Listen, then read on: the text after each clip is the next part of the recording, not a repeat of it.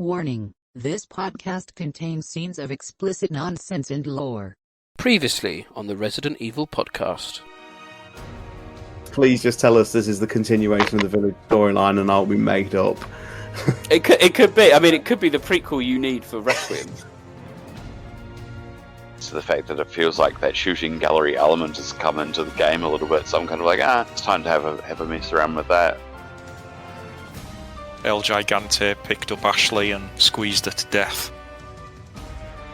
But the biggest issue I got with this entire chapter was when I got to the church and I tried to jump across on the chandelier. It took me about 15 minutes. I can see people in the Discord right now already preparing their memes of like chandeliers right now, of like the hardest boss in Resident Evil history or something.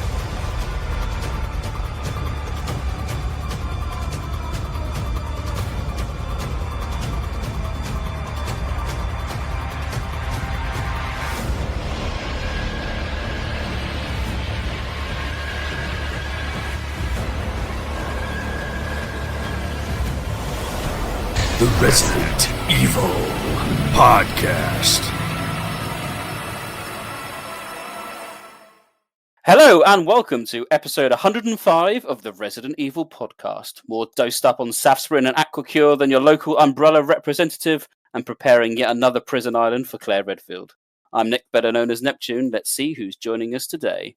He's going to survive the fuck out of this podcast. It's Stars Tyrant. Hello there. Time to meet the cause of our misery. It's Romby. Hello. And because George doesn't have to always end with Trevor, except here it's George Trevor. For the duration of this podcast, you are to refer to me as the Sluice Master. Coming up on this podcast, we are going and we're looking back at an underrated classic that is Resident Evil Revelations 2. Believe it or not, ladies and gentlemen, it is 10 years old, which makes us feel very old because we covered this game quite extensively when it was brand new. Long-term listeners will know that we first covered it in episodic podcast, which was quite a cool experiment, and then we did our review. Today's podcast is our retrospective. We're going to be looking back at it. How does it hold up 10 years on? We'll also be looking at the latest news and, of course, ending with another edition of Neptune's Biohazard Quiz. So let's start with the news.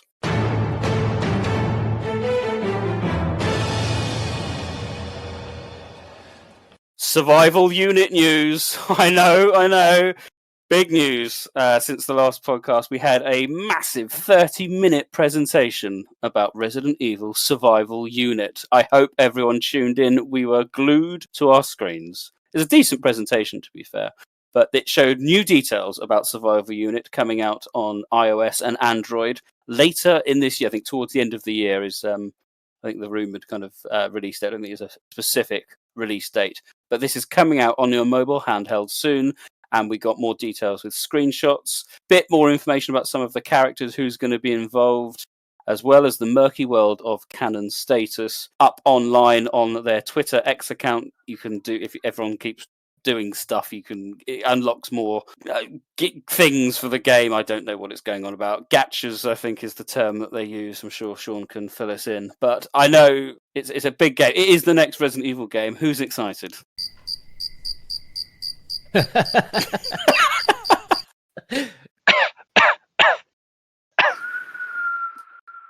Well,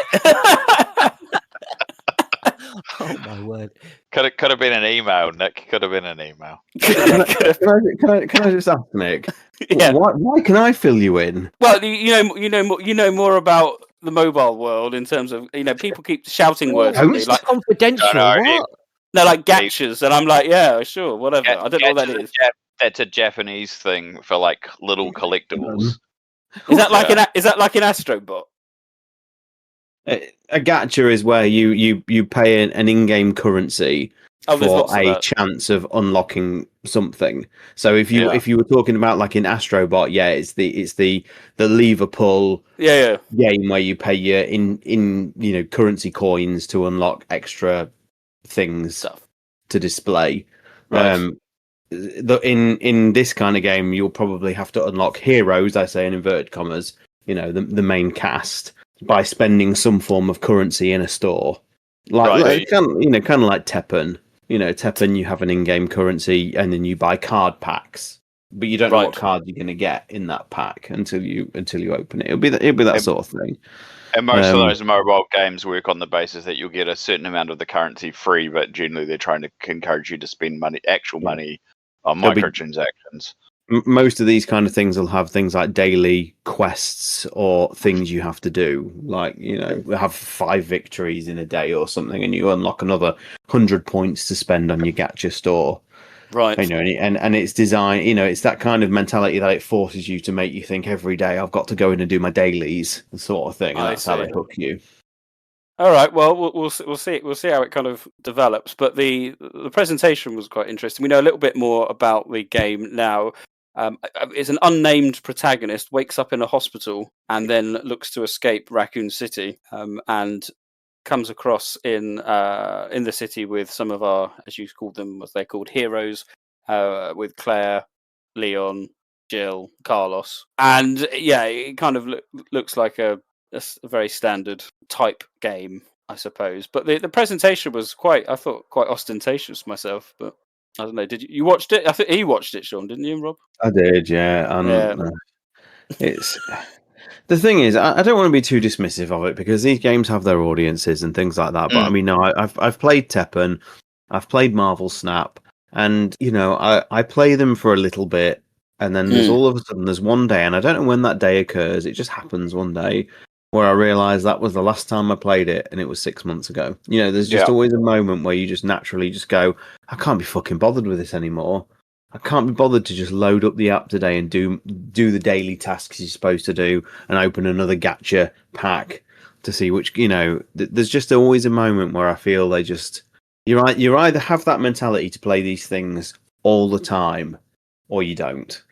And, and I've dabbled in them and I've just realised that, without being negative, without meaning to put the game down before it's even been released, these kind of things are not for me. And I appreciate, actually, the fact that in this presentation, one of the first things they got out of the way was the fact that it's not canon. It's an alternate universe. So those people who are fully invested in the lore and might think, I don't want to miss anything that's interesting in this. There's no danger of that now. You can choose to avoid it if you want. They've made it clear. They haven't said the word non-canon, have they? They've just said the word parallel. Yeah, parallel. Yeah. Whereas the thing that always, bothered me about Resistance was there was this kind of angle that they were attempting to play that it's kind of canon. And come on. Well, I think we should still make Batman add this to his timeline. We could. I mean, I'm not sure how much you saw, George, but there's a new villain called Mortem, which looks like a leftover from Devil May Cry. He seems to be a BOW of some description. So. I've not seen it yet, although vampiric. Yeah, they've lost me on that one, I must say, Nick. No, we'll keep an eye out for more news as it drops.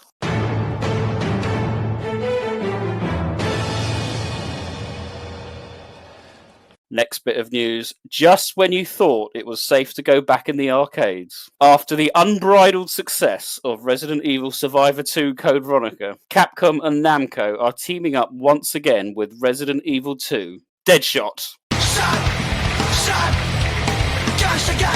We're very excited. The website Arcade Heroes has tested Resident Evil 2 Deadshot at the moment, and if you do a quick Google, you can almost certainly find some images. And there's a couple. I think IGN had a video as well, didn't they, about it? I mean, this came out of absolutely nowhere, didn't it? A new arcade game based on Resident Evil 2. Developed by Namco. As I said, it's the sequel we never knew we wanted. I'm all for it. I'm very fortunate that I live on the coast as you do, Nick, and we are fortunately, have access to a couple of arcades. So I still dabble in the occasional arcade experience. I like to go on the, my Outrun 2s and my Tomb Raider light gun games and my Mario Kart one. I'm pretty good at Mario Kart arcade. That's good. That one. So the fact that there's another Resident Evil, and I will just also mention that I did get a chance to play Gun Survivor 2 as an arcade experience, which is one of the reasons why I think I'm a little bit kinder to it than other people are. So as a fully, and I must say as well, one of the things that I really like about Deadshot is it's a proper light gun game. As in you actually hold a light gun It's not one of those mounted cannon style, light gun games that you get too much of these days. Where it's actually like a fixed mounted gun that you can only sort of pivot and turn. It is actually a gun that you hold in your hand. My only disappointment that I feel that I have is obviously it's a Resident Evil Remake 2 inspired light gun game. The zombie deformation is dumbed down from what it is in Remake 2, and I just feel this is a moment where it can really shine, where you can literally be blasting pieces off their skull and stuff like that. House of the Dead had this many years ago, like zombies that would actually deform as you shoot them and things like that. And Deadshot is quite muted in that angle, in that area. So I really hope they improve it for the final release, because the mechanics that are in Remake 2, where you can literally like blow parts of their skull off and their arms and things like that, lend itself perfectly to this genre of game. So I really want to see them embrace that for the final release. But it looks great. It to be honest, it just looks like a continuation of like the Umbrella Chronicles game, the Chronicles games. Yeah, it's a very similar sort of thing. I'm looking at footage a bit now. Yeah, Sean's absolutely right, because you'd think that the highlight and kind of the draw of this type of game gamers that are really going to embrace this is going to be kind of what we got, in Dead Space, like the dismemberment and the horror from that. And I'm seeing, Sean's absolutely right. It's very muted.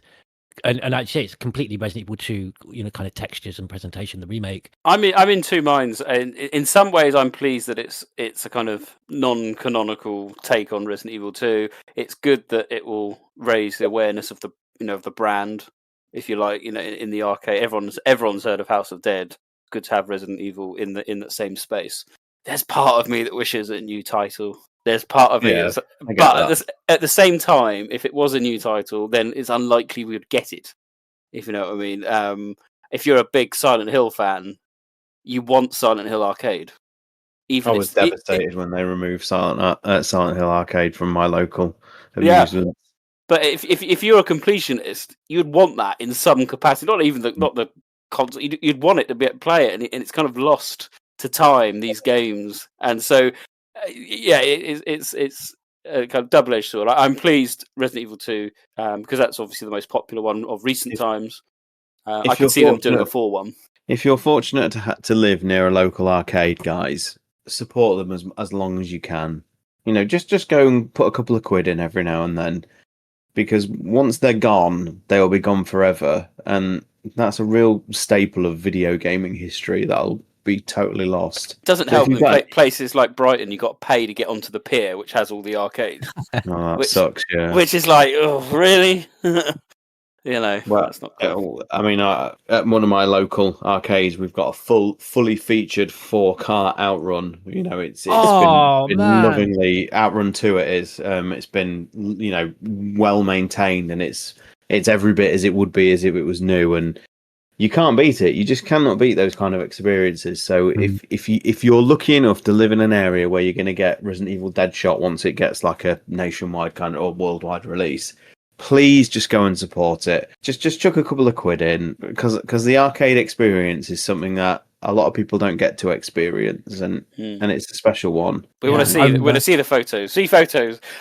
Question. My only big question, actually, because you mentioned about the light gun. How is the light gun going to work? Are they actually packing it with CRTVs, or have they found a new way of being able to do it? They've cracked it, because you can actually buy now a light gun that works on flat screen TVs. I believe it uses some form of AI functionality, but there is one you can buy on the market now. It's a couple of £100, and it supports Time Crisis and a couple of other Namco games. So there is a chance this could come to home consoles one day. It'll be coming to PSVR 2. Come on.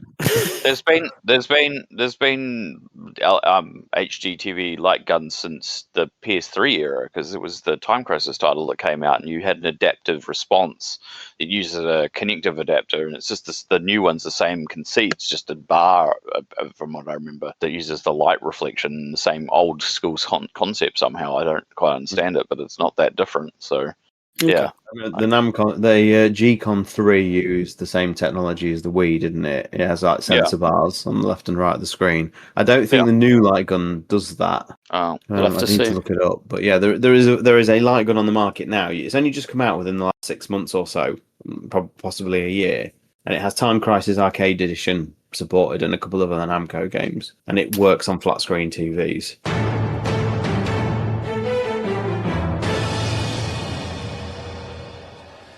Resident Evil movie news. Yes, the lumbering beast that is the latest reboot of the Resident Evil movie franchise is coming along, with director Zach Kreger confirming the completion of the script and storyboards. Now, Kreger at the moment is going through a bit of a fan favourite mode with his recent releases of Weapons. So fans, I think, dare I say it quietly, are getting excited. Or hopeful. Perhaps that's a better term. Probably better. Do you think, should we stick with hopeful? Let's wait for a trailer before we can bring out the term excited. Let's keep so hopeful. If he carries on the trajectory that he's done as a director so far, fingers crossed. I mean, the thing, I've seen Weapons the night, and it was an exceptionally great movie, and the visual style is really strong, and the conceits is really strong. And I think that's what bodes well. I mean, we talked about in a previous episode that, supposedly he was being paid like $20 million, and then I found out that he got paid like $10 million after the positive response for Weapons off the back of Barbarian. And it's like, okay, so his trajectory is going up. So there's a lot of pressure put on this. There's obviously this bidding war for the distribution rights, which ended up back at Sony again after they distributed the other ones previously. So I don't know. It's going to be interesting. Obviously, the rumblings out there. Craig's being asked during the press tour about his next project, and obviously talking about Resident Evil, and he's talking about how he hasn't seen the other movies. He's only really played the games, and he's a big fan of them, but he doesn't want to create something that's directly. I heard that before. A big fan of the games. This is the caution, but the difference is, at least, I mean, this is a good or a bad thing depending on perspective. He said that he's not making something that is inherently to the plot specific of the game, so he's not adapting a direct one either. So at least he's being straight up about that, as opposed to trying to say like Anderson did in his first release. Well, I'm a big fan of the games, and I want this thing to be like a prequel to the games, because that obviously went out the window pretty quickly. And he wants to talk more about the tone and feel of the sort of atmosphere that you get in these games than it is the actual lore. So I would be intrigued and excited by that. It's making me think of. I mean, I'm absolutely obsessed with Silent Hill 4 at the moment. And that was quite different in the sense that it completely took Silent Hill out of that idea that it was a specific town. I'm just thinking kind of comparisons, but it just kept the kind of the tone and the atmosphere of what it was doing. So perhaps if it can keep the tone and the atmosphere of what we enjoyed in the kind of the classic era, the first three games, and that foreboding sort of melancholy you get in the Spencer Mansion. If it's those themes, it doesn't necessarily have to be the heroes that we're used to, and that and that narrative, which I think we've all agreed and said time and time again, and was shown particularly with Welcome to Raccoon City. It's not a narrative that's going to lend itself to film. It just isn't. So keep the themes and the tones. I think that's the way forward. And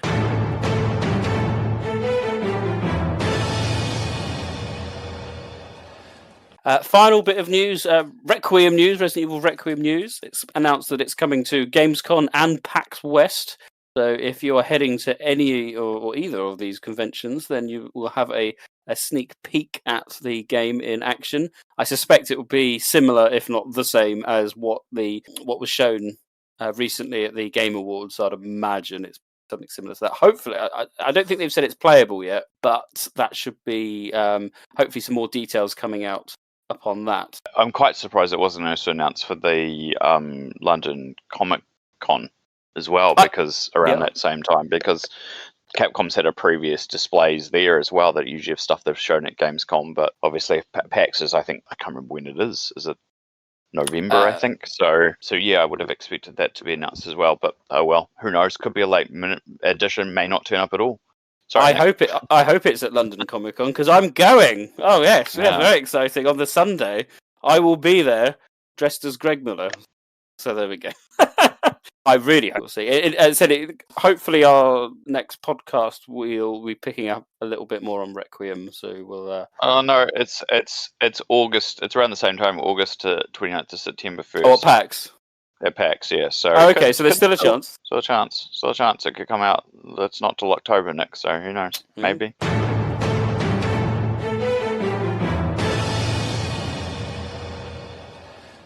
Moving on to site news. Firstly, a big thank you to a couple of our new patrons who's joined us, Kronos and Robert Aponte. Thank you so much for your contribution. Very generous. If anyone's interested in our Patreon, you can head over to the Patreon website, search for the Resident Evil podcast, or there's a link on our website. Talking of website, we have some actual decent site news, ladies and gentlemen, which I'm very excited to share with you. My Resident Evil in Space comic coverage is now available on the website. So if you head over to Non-Canon Corner, there is a landing page for the Resident Evil Wildstorm. It's called Resident Evil Volume 2 because it's the second reboot, should I say? And it's kind of it was by Wildstorm, but it was published by DC Comics as well. But it's Resident Evil in Space, which George, I love comics. What, my coverage or the comic? No, both. No, not at all. I love comics and I love Resident Evil and I love collecting Resident Evil. So I was just so hyped when these were announced, and I actually had like a promo from Resident Evil 5, like a promo leaflet called Resident Evil Declassified, kind of like a sort of just a brochure on the game that they gave out to the press. And on the back of that, it actually promotes and advertises this upcoming comic run, but as being covering the post-traumatic stress of Chris Redfield and coming up to people. Yeah, and it was a lie. Although obviously that was, I reached out actually, I think it's Sanchez, to the chap that wrote these, and he was actually going to come on an interview, but that never then transpired. But because I was keen to know how far along that, that narrative would have progressed at all, if it was just kind of an idea and concept. But the actual, I mean, it makes Fire and Ice look good. Frankly, it's not great. I did look. I'm going to compare it to Heavenly Island. In the sense, in the sense that Heavenly Island starts off as being the most ridiculous thing you've ever seen. I think we've mentioned it before. It's this kind of survival idol thing. Big bosom girls. Zombies. Oh yes, the space thing that is dealt with very quickly and early on and never comes back. Yeah, exactly. It's kind of known for its kind of space element, and it's zombies and lickers in space as a big plant thing. You're like, what on earth's going on? Once it gets going, it's a very self-contained, arguably basic storyline of just a bioterrorist from an organization that is fueling a war between two warring countries in South America. They're former Nazis, it's not explicit, but probably former Nazis based on some of the uniforms and stuff. And you've got two BSA agents coming in to sort them out, and they do. Spoilers. It's a very run and done type of comic. I read a lot of comics. I especially read a lot of trade paperbacks in the Star Wars universe, so I'm quite used to differing artworks and differing styles. I found it a very easy read. There's some that can be, and I've recently acquired Fire and Ice, so I'm going to be looking. That looks a lot meatier. But I found this quite it's nothing special. The artwork is good. Yeah, there's some nice there's some nice variant covers as well. Yes, the cover's very good, and also it feels it's like it's similar to the what just recently came out, Resident Evil.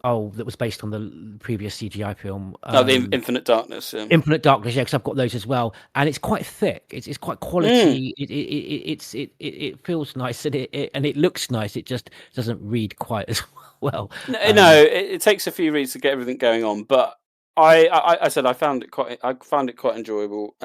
It's basically T virus and G virus mixed with cosmic rays from space, and that's what causes any abnormalities. But it's fun. I wouldn't dismiss it. In terms of its canonicity, it's interesting. In the inside of the cover, it actually says quite explicitly that this is an original story not based on Capcom's main canon, which I found quite an interesting thing. It might not appear in the individual comics, but in the trade paperback, there's this big disclaimer on the inside cover. But I will say, if you want it in your headcanon, there is absolutely no contradictions here, unless you're quite a stickler for how the G virus works. That's probably about it. So it's one of those ones that if you want it, if you like it, it's the same as 4D Executor in that way. 4D Executor. Oh, don't you dare! No, but in terms of its canon, it's one of those things. Oh no, I'm sorry. I'm going to bring out this screenshot every time. Those doors with Raccoon City on the doors. Where else? How can? Sorry.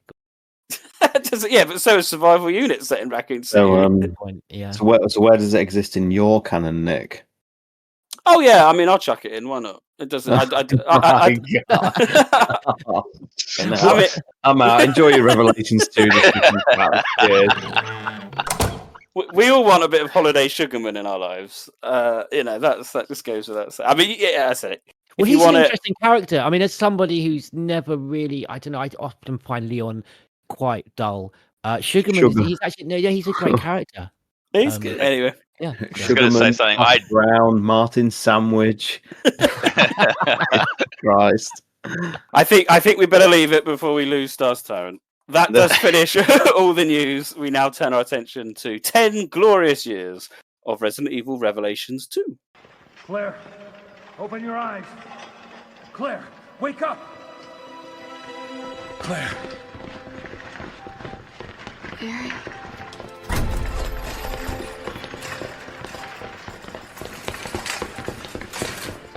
What happened to Moira? Was Moira with you? Mary. Oh, God. I'm so sorry. I tried to save her. I should have...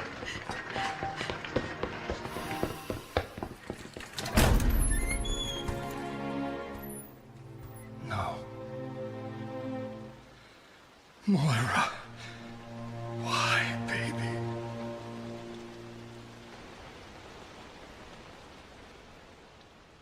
Resident Evil Revelations 2, a semi-sequel to one of the more adventurous Biohazard games that saw the return of fan favourites Claire Redfield and perhaps more importantly, Barry Burton. Playable for the first time since Resident Evil Gaiden and back with more quips and callbacks than you could ever want. Packed with a plot-twisty zapping system narrative picking up on a loose end from Resident Evil 5, this game had it all, including at last an outdoor forest section at night. I was pleased. But 10 years on, what is the legacy of this game? For many of us, this was the last true spin-off, and one that we have certainly credited for bringing the series back to its horror roots. Where does this game fit within the larger canon, and can we recommend it to perhaps new players joining us for the Resident Evil franchise for the first time? Would we recommend it a decade later? We've all gone back, we've all played it. I've not played it since I streamed it recently, which you can find on our YouTube page. George, I want to start with you. A quick introduction. Where does this game fit for you, even 10 years on? Wow, I don't know where to start because it's unfamiliar for me. This is actually a Resident Evil game that I love. It's I feel like it's the early 2000s. Look, well, I don't know. I mean, so many. There are so many peculiarities in this game that actually remind me of sort of Code Veronica's eccentricities. Where is it for me? It came out after Resident Evil 6, which I personally found to be a convoluted mess, and I think really improves upon it. I hate referring to it almost as an extended universe title because it very much stands in my canon and my enjoyment of the series as a mainline title. There are so many great highlights in the story. I want to focus on later on. You've got the use of the character roles. Barry returning and being partnered with Natalia. It is wonderful, and what you get is the different use of character-specific skills. That then they in themselves become gameplay mechanics for progression and for solving puzzles. So I really enjoyed that element of it that we haven't had before. And we got a very basic, almost poor man versions of that with the co-op zapping that we got in Zero. The female antagonist in this, because I've been really down on recent female antagonists. Almost like when I was playing this, almost similar to Ridley Scott's Alien, that she's often, Alex, kind of out of focus or not directly in the camera's direct sight, with, obviously with that premature death that leaves us all wanting more. She's very performative, but not for me in the same way that Lady Dimitrescu is. I just found that just overly obnoxious. Whereas with Alex, there's a genuine tragedy, to her. There are a few irritations that, obviously let it down. I think, that I mean, I like Sean. I think I've been enjoying it at 120 FPS, but even then, the camera. I mean, it's like smoking crack? I don't know. I mean, God help the people that, like me, that suffer from motion sickness. The controls aren't quite as responsive as the gameplay often requires, especially the race against time scenarios. Which there's one which would be a serious highlight if it wasn't for that. For me, and this is why I champion it so much, the aesthetic and the design of so much in this game, the BOWs and secondary infected, and how they kind of relate to the gameplay strategy, but also how they inform, how those BOWs, the specific types, how they inform the tragic story, for me is really top tier Resident Evil. Generally speaking, for me, look, it's a personal opinion, forgive me, but for those that are huge, obviously, Resident Evil 4 fans, I know there are many on this podcast, but for me personally, so unlike for the original 4, but so much like Resident Evil Dead Aim, it really does offer a genuine survival horror experience. Yeah, it's judged up with unashamed combat elements, and I'm always banging on about the survival horror, but it does satisfy both gameplay styles perfectly, which I felt long ago Dead Aim did. So I would gladly erase 4, 5, and 6, and 8. Obviously, with the exception of Fantastic 7, for Revelations 1, 2, and hopefully a Revelations 3 and 4, because I just want to see what happens when, Barry's happy family just completely explodes. And we'll get on to that, because I really, really did particularly enjoy, there's some nuances in how Natalia transforms, and there's a particular cutscene I want to talk to you guys about in terms of how that's kind of triggered. Very quickly, I'd say, I want to say that I found there was too much hand-holding, though, that we got in the dialogue. Moira's observation about Neil's bracelet never changing color. I would personally rather feel the reward myself from experiencing that and seeing that for myself. Even when that's done with Charm, you've got Barry complaining about putting out his back, and gives you a clue that he can't carry the fuse boxes around. You've got to find an alternative. I don't like that hand holding, and we got that a lot, I think, through some of the dialogue. But there are some specific things I'll mention. I better shut up now, because there's lots more I want to say about it. Sorry, Romby, what about you? Where do you see this 10 years on? Gosh, after 10 years, I think it's a very underrated game. I'd forgotten how much of it I do actually enjoy in regards to it, because I couldn't just reflect on it by going, oh yes, I remember this. I actually went back and replayed it. I know this wasn't an atypical birthday podcast, but I just kind of knew that it's been such a long time since I touched it that I really did need to play it through again. It was a roller coaster, because there's definitely things about it I didn't enjoy. There's some pacing issues, there's some gameplay mechanical issues, but overall, I think the story is exceptionally well crafted.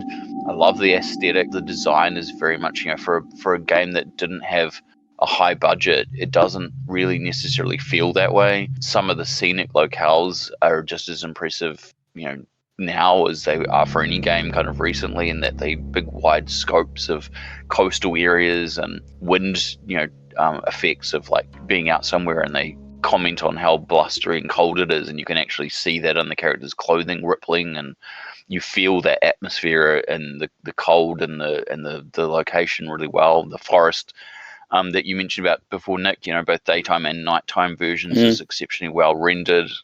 It's a great island to explore, and I think narratively it's a really interesting story. There are a few obvious cliches and a few bits that are, as GT kind of pointed out, a little bit perhaps over obviously handled out, that could have been done differently.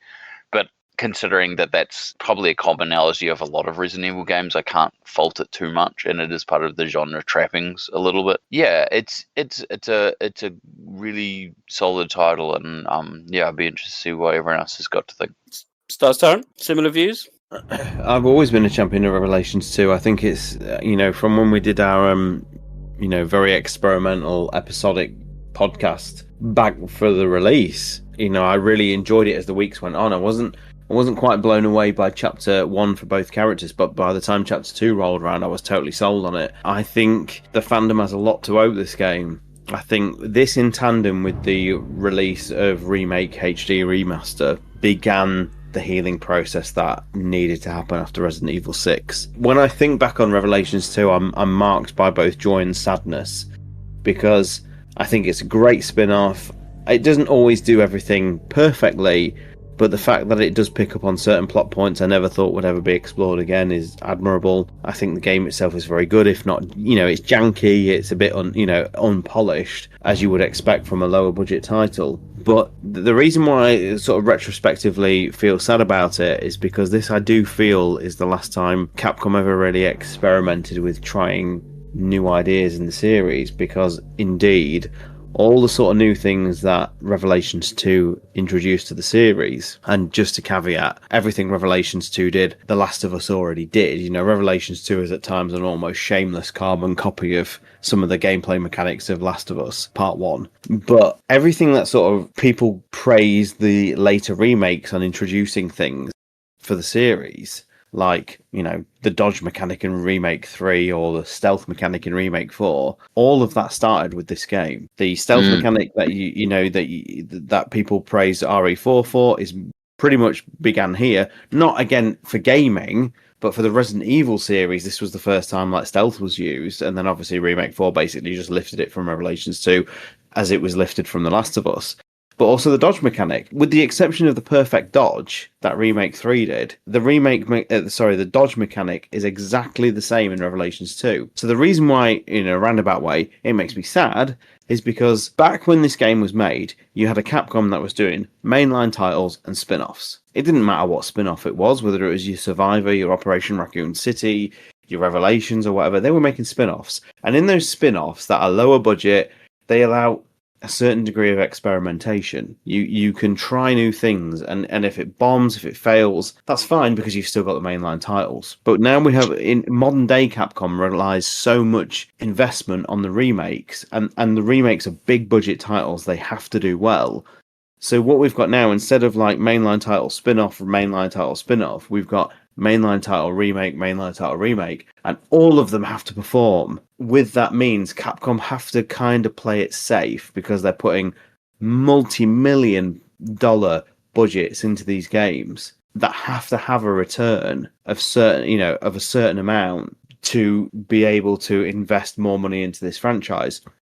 You've got a Capcom at the moment that are in real turmoil because Monster Hunter Wilds is not performing to the level that they expect it to. And the last thing we want is Resident Evil to not do this, because that would mean even less support for trying new things. And Revelations 2 represents not only a pivot back towards horror that ultimately led towards Resident Evil 7, but the last time they really pushed doing new things gameplay-wise. So, Revelations 2, happy 10-year anniversary, because I fucking love you, and I wish we had more of you.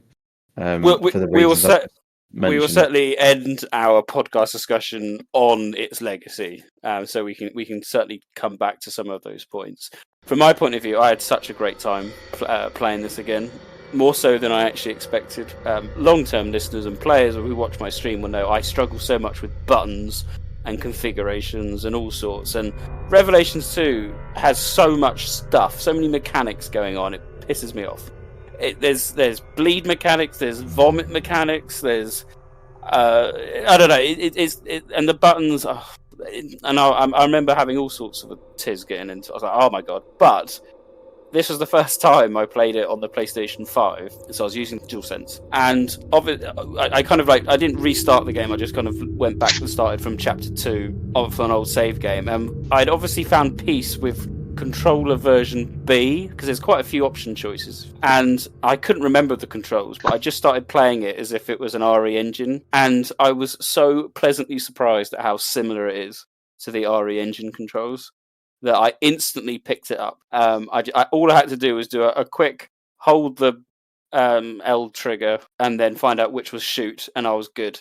I was golden. And I think that, for me, is a really good thing, because I don't think I think the RE engine controls are so good, so perfectly attuned. But I've got to give some credit to Revelations 2 now, because RE4, which we've played quite recently, plays very different. Very, it's almost like it's tank controls, isn't it? But in over the shoulder. This is very, very different, and I instantly got to grips with that, and that for me is a big hurdle to overcome, because I do struggle with a lot of them from 4 up to 6. And like Rob mentioned, the aesthetic of this place is to die for. And I said, playing it on PS5, the generation gap between PS4. I know this is kind of a PS3 game as well, but it still looks really good. It's still, it's budget-ish, but it's not like the gap between, say, like PS1 and PS2. The generational gap is becoming smaller, and so just being able to, as you alluded to, Rob,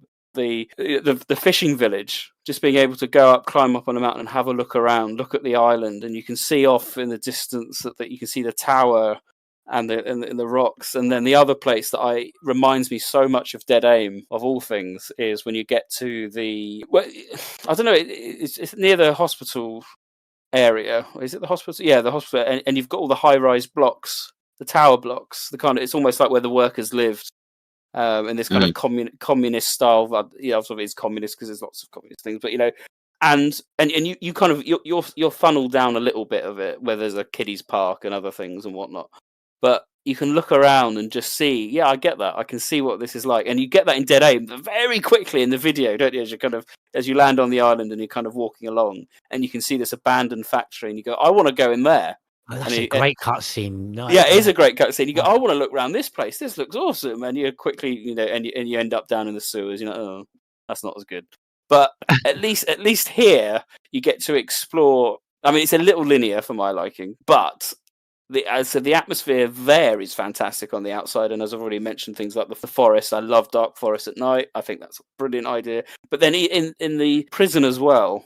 Even today, it still holds up as being this horrible, rusty, almost Silent Hill-esque aesthetic, where it's miraculous that Capcom can continue to do prisons and they look different in every game. It has a completely different atmosphere to the Code Veronica Island, and yet if you're just spell it out to someone who's never played them, you go, well, it must be very similar, and they're nothing alike. And for that, I give it a lot of praise. So to conclude my initial thoughts, I was pleasantly surprised and thoroughly enjoyed myself going back to this game.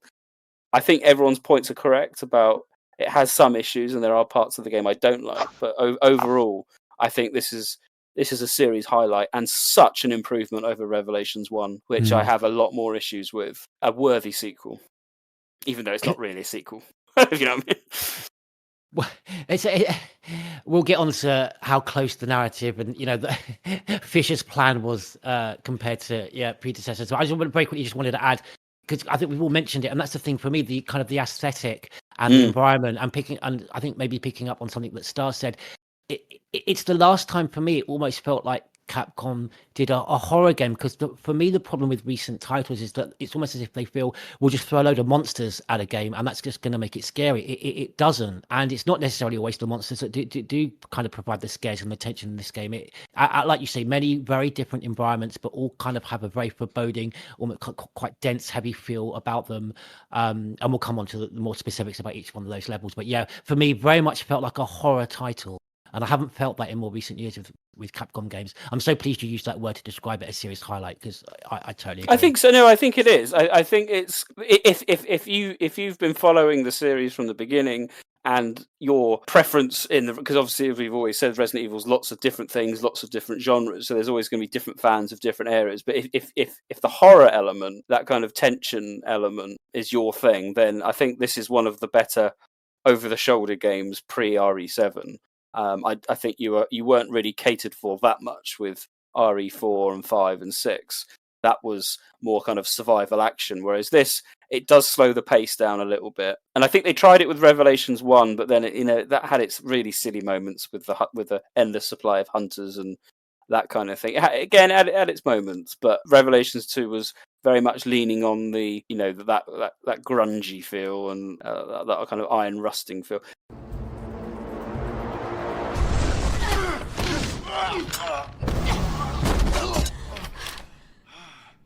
Gabe? Redfield. You're alive. All right, get up. Oh, God. You owe me a pair of underpants. Come on in. Huh. Newbie's okay, too. Oh, I knew it was you guys. Let's look at some of the gameplay elements then, because gameplay is always one of the things that a lot of people will criticize a Resident Evil game for, and you hear it with the kind of tank controls and the older style games not perhaps being everyone's cup of tea these days. Specifically, the kind of two-player element and being able to kind of zap between Claire and Moira or Barry and Natalia. Do you think that still works? Or did you find the Moira element a little bit annoying that only one could do a gun? Would you prefer to be able to have full choice? I really enjoyed the fact that you had two corresponding characters that, I mean, not just with the gameplay, for example. I mean, it was a little bit obtuse. I didn't quite like the way it portrayed Claire, but the way that Moira and her kind of different character and skills. Yeah, Moira with Natalia kind of showing a kind of more caring and related and being able to relate more with a younger girl, as being an older sister to Polly, whereas that shows Claire in a kind of a more colder, light that I didn't particularly enjoy as a fan of that character. So not just the fact that they can do different things in the gameplay, but the fact that they have kind of different character elements, and that's why I so enjoyed the partnership of Barry and Natalia. But then in the gameplay, no, I enjoyed the fact that because it really created for the developers put down these elements set in stone, but then for us you get all these kind of random variations built on that from the gameplay that we bring, the original, our own element that we bring to the game. So in all different kind of scenarios, I kind of felt that it really worked well and provided kind of replayability. The fact that, with the puzzle solving and the progression, you had to utilize different elements that one character had a specific type of skill. So the AI was off on a couple of sections, and again, that got a little bit frustrating. I think that the comment was made before about a roller coaster. Yeah, there's ups and there's downs with this game. But I enjoyed that, character specific skills working in tandem in order to progress through puzzles and journey through the game. I really enjoyed that. The mechanics are a little bit clunky if you're not used to them, but once you get into the zone, you can do some really cool combos with Claire. Like, you get the headshot with Claire, you zap to Moira, hit with the crowbar, and then do a follow-up attack with Claire and stuff like that. It's really cool. But I think the magnum opus of the mechanic that Revelations 2 has is when you play as Barry and you've got the invisible enemies. I forget their name. You better hope that's not in the quiz. The glass. Blame it on the alcohol. What the invisible enemies? Glasps. When they're invisible, and then you have to use Natalia's mechanic. You zap to her, you see where they are, and then you zap back to Barry. Try and remember, but also she'll try and guide you to where they are. It's masterful horror. Yeah, really fucking good horror mechanic. The only problem with the Glasps is they're a little bit too easy to kill. If they were a little bit harder, I think there would have been more tension, because once you've got the mechanics down, it's actually fine. But I suppose that's counteracted the fact that they've got one-hit KOs, I suppose. Yeah, absolutely. Yeah, I think across the board, the game doesn't play as well as its peers. It's a bit clunky, it's a bit janky, but it's serviceable for what this game is trying to do. The dodge mechanic, the revision of the dodge mechanic from Revelations 1 actually being a manual thing now is welcome. You can still have laser sights. This was still when laser sights were a thing. So I think, I think it betrays its budget pretty well. Like, I think when you play it, you can tell you're not playing a top tier gameplay experience, but they extract what they can from it. And it has some really good set pieces. Some of the locations are absolutely amazing. I still maintain to this day that Barry and Natalia walking through the rain-drenched city streets is one of the most absolutely atmospheric highs of the series. I think it's phenomenal. And as you said, Nick, that's kind of like when you play through that. When you watch that FMV of Bruce running through Benthic Island, as we call it, and he's going through the warehouses with the wind and stuff like that, and we always said, oh God, wouldn't it have been great if Dead Aim allowed you to play through a section of that, play through a section on the, the above ground on that island. Revelations 2 kind of did that as close as it can. I think it's really good. I think it's good. Two questions that I'll ask you, Sean, and then Rob can pick up as well. We're a little bit biased in terms that we know it's a spin-off, if you know what I mean. We have this preordained knowledge that it's a lesser budget, it's going to be fun. New people coming to the series will will see it in the shops or see it online. They won't necessarily know that, in the same way that they pick up Operation Raccoon City, they wouldn't know it's a kind of non-canonical title. Do you feel that even loading it up now, it feels something like Survivor? I think feels spin-offy, feels very budget. This, honestly, I was blown away by just how well it played. By comparison, going back, if you're a big fan of the RE engine, to me, I don't know. I'm blinded by it because I don't know. I'm just wondering if new fans would pick it up, load it up, and go, "Oh, this is a budget title." I don't know if they would. My answer to you is also twofold, because on the one hand, from my personal point of view, the idea that Revelations 1 and 2 are spin-offs enrages me. Of course, I agree with that. Yeah. Because I can't stand this mentality, and I really cannot stand it, that something is not as important because it just doesn't have a number. These people who say Code Veronica is a spin-off, to me, is absolutely fucking nonsense, because Code Veronica is more important to the series storyline than Resident Evil 4 is. Oh, yeah. You know what I mean? And like Resident Evil Revelations 1 and 2, they're no less important to the stories they continue, the plot threads they follow, the characters they have, than Resident Evil 6, 7, 8, and probably Requiem as well. The only thing that's different is they don't have a designated number. They have a subtitle instead. So if you were to take the MCU, Iron Man as a franchise is Iron Man 1, 2, and 3. So if you apply Resident Evil canon logic to that, those are canon. But Captain America, First Avenger, Winter Soldier, Civil War, none of them are numbered. So are they spin-offs? It's just completely nonsense. And people need to really get out of their head the fact that something is a spin-off if it doesn't have a designated title.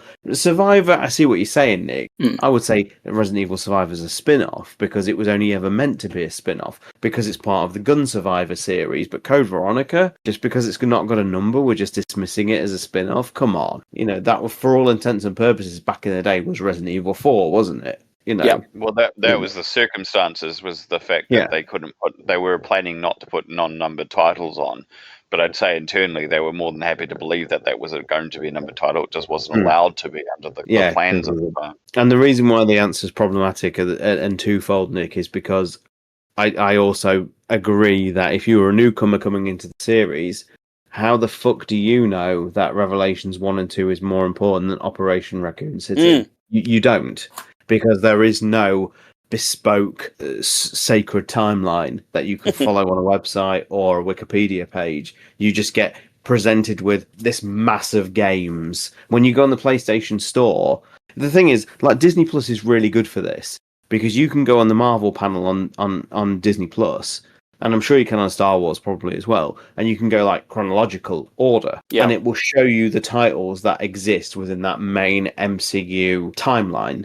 But you can't do that for Resident Evil when you go on the PlayStation Store. If you go on the PlayStation Store and just type in Resident Evil, you're getting the lot. But how do you know that Operation Raccoon City is no less important than Resident Evil 7? Because if you were to just base it on face value, well, Operation Raccoon City's got Claire and Leon in.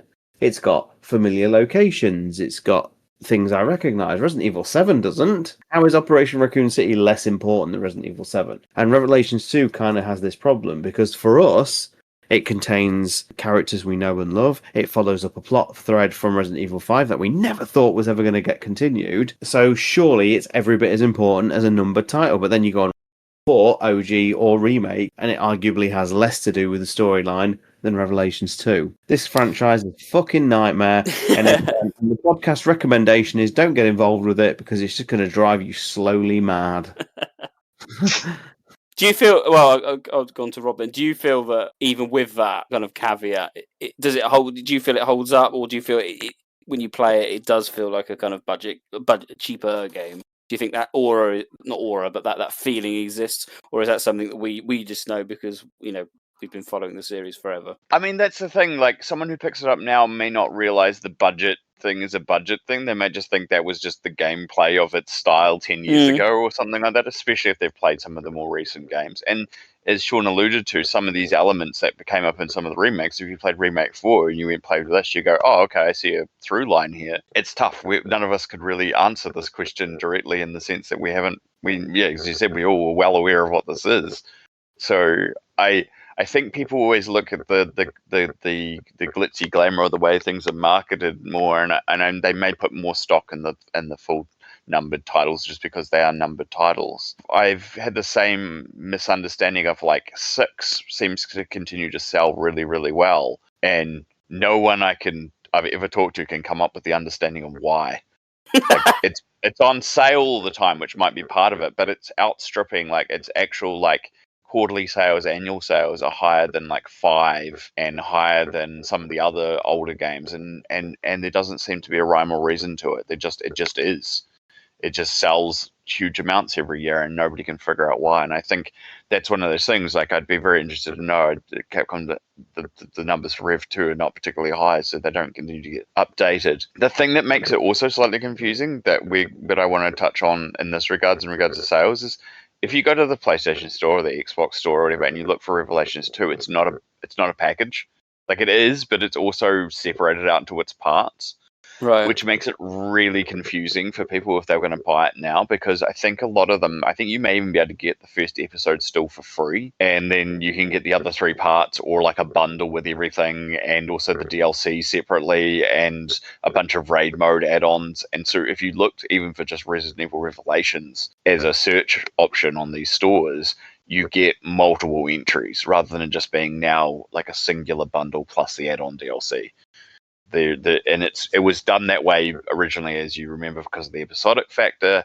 Obviously, if you buy it physically, it's all inclusive. Yeah, on the store, it's probably a bit of a confusing mess a little bit to anyone who's looking back now, going, oh, I want to play some more Resident Evil. I really like those recent games. I want to go back into the past. Whereas like these full-featured games like 5 and 6 are all kind of bundled into one, or you can get like bigger bundles of multiple games that don't include the Revelations titles, I think. So like it, or all of them. So it's a bit of a hard thing to answer in that respect too. So yeah, I don't know.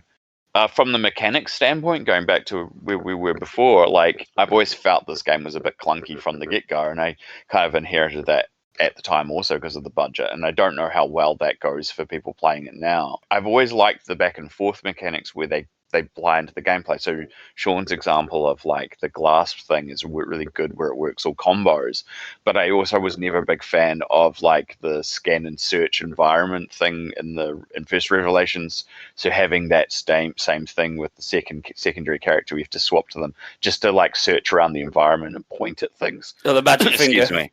The magic finger, exactly. Or the magic torch, you know. It's not fun to me. I don't enjoy that. I don't find that a fun gameplay experience. I'd rather just have the highlights. I know it's cheap. I know it's cheesy. I know it's a game conceit.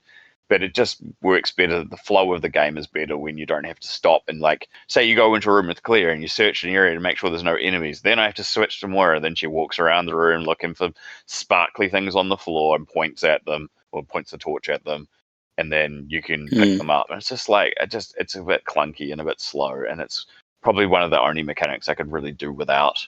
Romby, it's basically the Genesis scanner and another character, isn't it? Another character, yeah, exactly. Can I just come back to Romby? No, sorry. I just want to come back to you on that particular point, because I totally take how that would slow down the gameplay, the finger pointing, and whether that's, an enjoyable mechanic. I enjoyed the element of that was a substitute for the rewards. This is what I so disliked about 4 and 5, that shooting down enemies, I think Neptune's mentioned this before, you want to run from these enemies, you want to be scared of them, you don't want to hunting them down, because the reward you're going to get of extra ammunition. So I enjoyed the fact that none of the enemies dropped ammo, and you had to work for it, you had to find it, you had to take the extra time and effort to search around for it. Yeah, I kind of don't mind the half and half, which is that like the old school Resident Evil like pre-rendered approach where the sparkly thing you can just see and you pick it up. Like I don't want to have to search it out.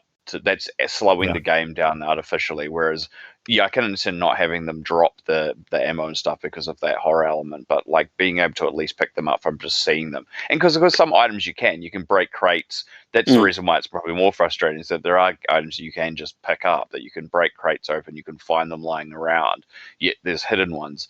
I can understand the hidden ones also if they were just like bonus extras, like the gems that give you BP and stuff like that. Then I would probably go, that's a choice. Like I can choose to search to try and find extra battle points, or I can just play the game naturally and pick up my ammo and stuff like that. I don't mind the puzzle boxes. Like, I like the puzzle box mechanics. Like, you go switch to the other characters.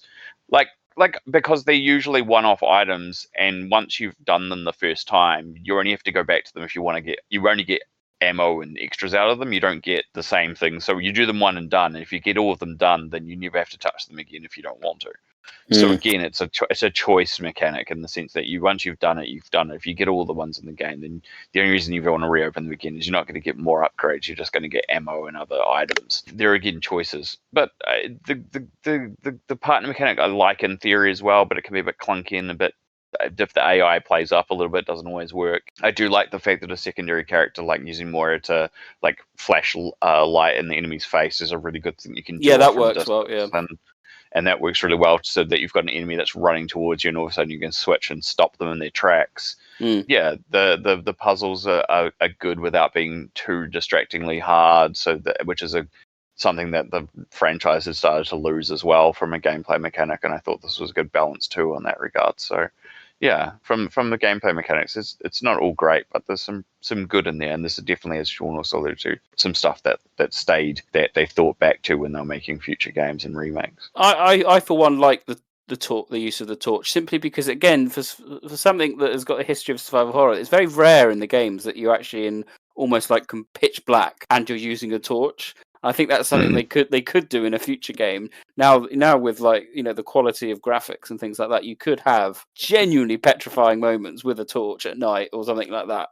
So it's the same with Barry's too. I just want to say, like, Barry's got his torch as well, and like there's environments that are quite dark, and you end up actually using the torch, and you can kind of get jump scares occasionally. I've had a couple of times where I've walked around a corner and there's been an enemy because I wouldn't have been able to see them with the torch, or I flick the torch on and they're right there, and I'm like, oh god, I wasn't expecting that. Like it was good. Sometimes they don't see you if they're facing away from you. Sometimes the torch makes them aware, which is also nice. Like the torch actually, like, they react to the torch, which is correct. Like, yeah, it's quite a good mechanic too. Yeah. So I didn't mind the use of the torch. I was going into rooms and kind of like, yeah, as you say, killing enemies, checking it, switching, have a search, see what's going on, and then leave. I think it was quite a nice play, as you said, a play on the original shining enemy element. Shining item in the room element. I also think if you're a fan of Resident Evil 4, you're going to feel quite at home in this game as well.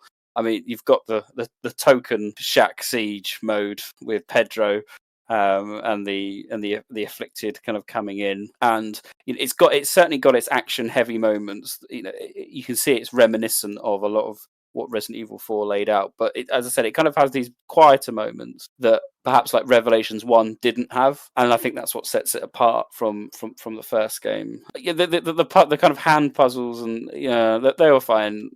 Optional. I didn't particularly like was the BP system, because I found it too complicated, and the weapon upgrade system. The menu system just seemed very clunky. I didn't really understand what I was doing when upgrading a weapon. I don't know if that's just because I was used to how it works in Resident Evil Village and 4. I don't think I've applied BP to anything. I think the BP is pretty straightforward as far as like the skill tree mechanic is, but yeah, like I can understand outside of that, it's a skill tree. And you're kind of getting upgrades, then golden upgrades, and I was like, the golden upgrades are just the type that they are. They're not specifically different in a general sense. They're just like a higher quality, and you just choose what they are. They usually got an extra special feature, like a burst mode or a extra strength they apply application over something that it already would normally have. I don't like it more on the fundamentals of like it's just an extra thing to make this game work, where you could have just made this a much more streamlined experience with just more weapons that were stronger, or but I can understand where they're going for, especially when you combine it with where they're already designing for raid mode. Like they went, we can apply some of this raid mode mechanic to the main game in regards to like weapon upgrades and parts, and so they kind of worked backwards, I think, from that, and more backwards from the first game's raid mode anyway. Let me take care of this.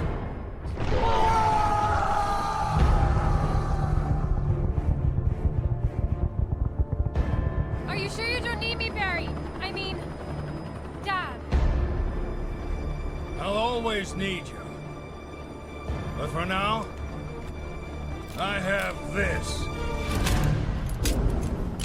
The next bit I want to talk about was people who were around when Revelations 2 kind of came out. There's a lot of controversy about characterizations, almost meta elements to the which only exist. Well, they only exist in the English language version. Well, this is exactly where I was going for. So since after Revelations 2, I would say the games between the differences between Japanese and the English versions are, you could separate them with a hair comb. Revelations 2 was very different, at least in terms of some of the audio choices that the script, the English script. There's a few extra things in the Japanese version. I think there's more reference to Kafka, and which is obviously quite prominent throughout the game. People hype that up. I personally don't think it's as big as as it's made out. I don't feel I'm missing out anything on Revelations 2 in the English version. But as I said, there's a lot of nudges and winks towards not just older games, but also the Resident Evil series as itself. And a particular amusing one that I encountered was when you go to get you go to the helicopter, and then they're like, "Oh, we just need a battery and some fluid or something," and then Amora's like, "You expecting to find this around here?" And they're like, "Yeah, of course." It's like, obviously you will, because you're in a Resident Evil game. I felt that was a slightly meta moment. I think Claire says, in my experience, yes, you will, because that's exactly what happens to Claire in all her scenarios. She can always find what she wants, whether she's in Raccoon City or on Rockford Island. I thought that was a funny nod. The more famous ones, of course, is the which I remember calling out, I think, before the game even released. I said that I bet they're going to do a Claire sandwich joke. And they did. So that is my claim to fame, ladies and gentlemen. I didn't know. And I can put that on my grave. Oh my god. Are you okay? Yeah, I was almost a Claire sandwich. Does Barry tell everyone that story? Again, that line isn't quite in the Japanese script, but I don't care what anyone says. I like the cheesiness of the original Resident Evil game, and I particularly enjoyed the cheesiness of Barry in this game. But I have this. I don't care. You can say you're just being a nostalgic idiot. Shoot me. Don't care. Loved it. That was the wild juxtaposition of this game against the sort of the game that had just come out. So the game that came out previous to Revelations 2 was HD Remaster, which presented a very different, more modernized, more down to earth, more toned down Barry. Yeah. But then you've got Revelations 2, which not only visually throws back to the original version of Barry, but it also behaves like him as well.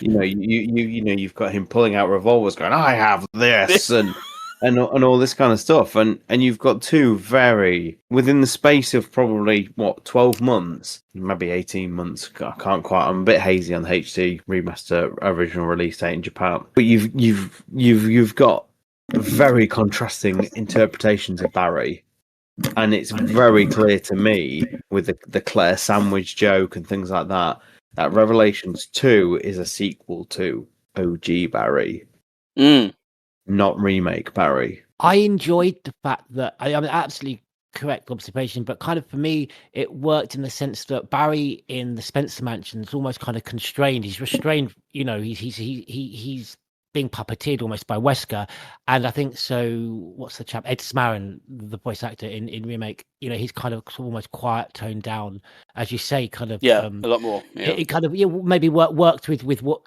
where Barry is in that moment. Whereas this moment, he I think he's been told by Claire, in the flashback we see that he suspects that his daughter's been killed, and it's almost very much like Barry emasculated, and he's he's the center of attention now, and he's the man on the mission. So I think it quite works with the narrative that Barry's story for this game. I think it's sad we haven't had another Barry moment since. So it's hard to compare exactly which one, is Barry Rev 2, as you said, is this the relaxed Barry, if you like, or is it, the reserve one because he's under orders? We haven't had anything to then kind of go, okay, so Rev 2 was more accurate, or that kind of thing. Going back to the characterization and the stuff, I didn't mind it either, Nick. And I only don't mind it because the rest of the game continues that narrative time. I mean, you get Barry later on in the 4th chapter looking at the thing that was creating the gas, going, "A nasty bowl of soup." and Mother of Balls, My Life is Awesome, and like just characters saying weird shit, moist barrel fucks, and like there's a whole bunch of them throughout the game that I'm just like, yeah, okay, this is the tone that they went for. I don't mind the throwback ones because the rest of the dialogue is just as ridiculous and often as cheesy. So if it was just those moments and everything else was played straight, it would seem very weird. But because it fits tonally, as you said, like the Claire's comment about the finding stuff, and like it's just a constant that when the translation was done, they just decided to just go all out with like how ridiculous everyone talks in this. So I think it works. I find it fun. I do. The fact that it opens with terror doesn't have to end with ist. You're like, what? That makes no sense. By the way. Absolute nonsense. How were people on Moira? Because I remember really not liking her in Chapter 1.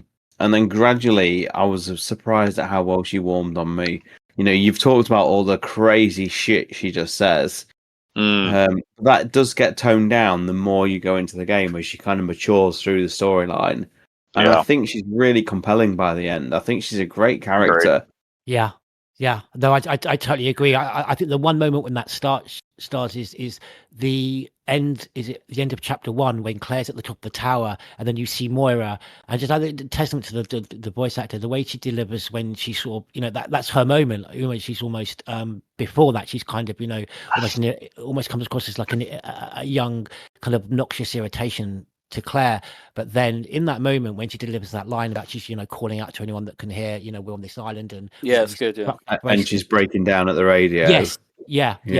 I agree. I think I didn't mind Moira. I foul mouth, potty mouth, perhaps slightly unnecessarily so. I think that's the point though, because I think it's meant to disarm you initially.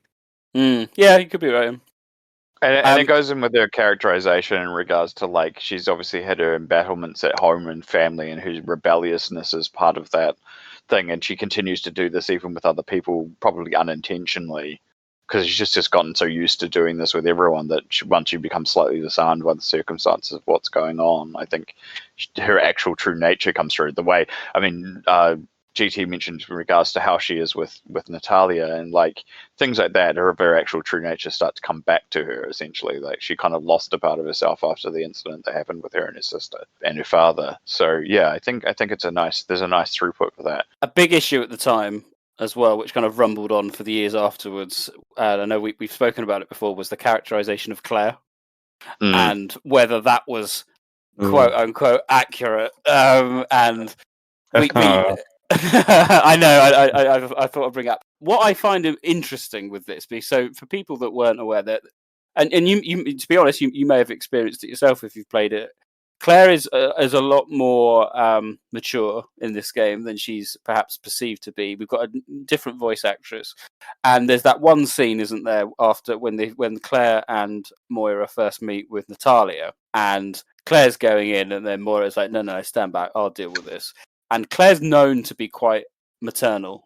She shows how great she is at that role in RE2. And the commentary around from a lot of fans was that they felt that was the way Moira kind of came in was a disservice to Claire. It's like Claire wouldn't behave like this. She would be, she's a great kind of motherly figure. And you're like, for me, that I never got that impression at all. She's a lot older, she's a lot wiser, a lot more experienced at this point, and she's faced with a very young girl running around an infected island. And I don't know. For me, I found the argument a bit flat, and I like Claire's characterization. I think this suited her age at the time, which I can't tell you how old she was supposed to be in the game, but mid-30s, I would have thought. And I don't know. When we now look at how she perhaps reacts in some of the CGI movies, which I think chronologically come before, I think it aligns even better myself. By all accounts, she's in her early 30s in Revelations 2. I get it. I understand it, and I know Japanese enthusiasts will tell us the characterization's not there, not the same in the Japanese version. So I'm only going to talk about how it's presented in Resident Evil Revelations 2. I'm fine with it. I agree with you, Nick. I get the argument that she's not as maternal, but there's a big caveat here. This is the second time she's been kidnapped to an island. So she's 15 years, roughly, into her fighting against this shit. She's tired. She's a lot older. She's more world-weary. And yes, I think the maternal instincts are always there, but this time, she doesn't have a Leon in the midst to help her out. She's got herself, and she's got to get Moira, and she's got to get Natalia clear. My headcanon is, in Revelations 2, is that she now has to take point role. She has to be the hero this time. That doesn't allow her the room to be there for other people as much, because she's got to be the shotgun wielder. She's got to be point person. She's got to be leading the way. When Moira steps up to look after Natalia, Claire's more than happy to say, right, yeah, that's your responsibility. I can now go do what I have to do, which is get us the fuck out of here. And if that means Claire has to be a little bit colder and harder this time, then I get it. Because she's not focused on Natalia because Moira's there for her. That's my kind of headcanon around it. When she was in Raccoon City, when she was looking after Sherry, we're not talking about remaking this, where it's very much a separate thing. The events as they're relayed to us in the original version of Resident Evil 2 is that Leon and Claire kind of work in tandem, albeit they're separated because of the scenarios, but they are always in communication on the radios, things like that. But with Revelations 2, she's on her own. She has to be the person that carries this unit through the. And that is why she's a little bit closed off emotionally. Has to be. The stuff about Neil, as we're going to get to later, her personal feelings towards Neil do not exist in the Japanese version, and I think there is merit to that argument. But we'll get to that later. I just wanted to add, the only thing I didn't particularly like was, whilst Stars is absolutely right, that's exactly where this character is, and we want to see the character progression, and we want to see the as we have with Chris, the build up of these experiences on the character for their later experiences. But I didn't like the way that it was used almost cheaply. I don't think it was that. I hope it was that kind of thought through on the development team, but I don't know. It almost felt like they were just using that coldness and in consideration from Claire just as a point to emphasize or just to develop and to show Moira's character traits. So the care and more caring attitude towards Natalia, which I think they still could have presented without it being detriment to Claire. I think we could have seen Claire in that role exemplified and emphasized in different ways, rather than just in that way that she, because I think she could still be both. But it just felt to me that it was just more to show, hey, look how different Moira is. She's just so much more considerate when it comes to a younger child. There's a big age gap as well. Moira's 19 or so. I think it was 17 or 19. She's going to relate more. Natalia is going to relate more at the time. I think it's supposed to. I think you're both right. I think it's supposed to represent that type of. Claire's the one with the weapons, and they make that obviously very explicit. Moira hasn't got weapons. She's the one that can do that element, perform that role. But yeah, Moira's also made it very clear that she's not going to pick up a weapon. So I think that could also lead to Claire's, this is why she says, guns are more dependable than people. I know it's a throwback to the Steve Burnside line, and crucially is not a line that's in the Japanese version. Yes, I know everybody, but she has to be a woman of action in this. Yeah, she's almost taking the, as you said, the Leon role to an extent. It'd be interesting if, I don't know how much a voice actor could bring when the script is obviously so strict and they're not going to bring their own ad libs. But had Alison Court had the opportunity to voice Claire in this game, just that slight more nuanced. I do agree. And I do think Alison is missed in this. And I do think it's fascinating still to this day that we don't truly 100% know who plays Claire in this. I think the talk is that it is Ali Hillis who played Lightning in the Final Fantasy series, but it's still never ever been confirmed.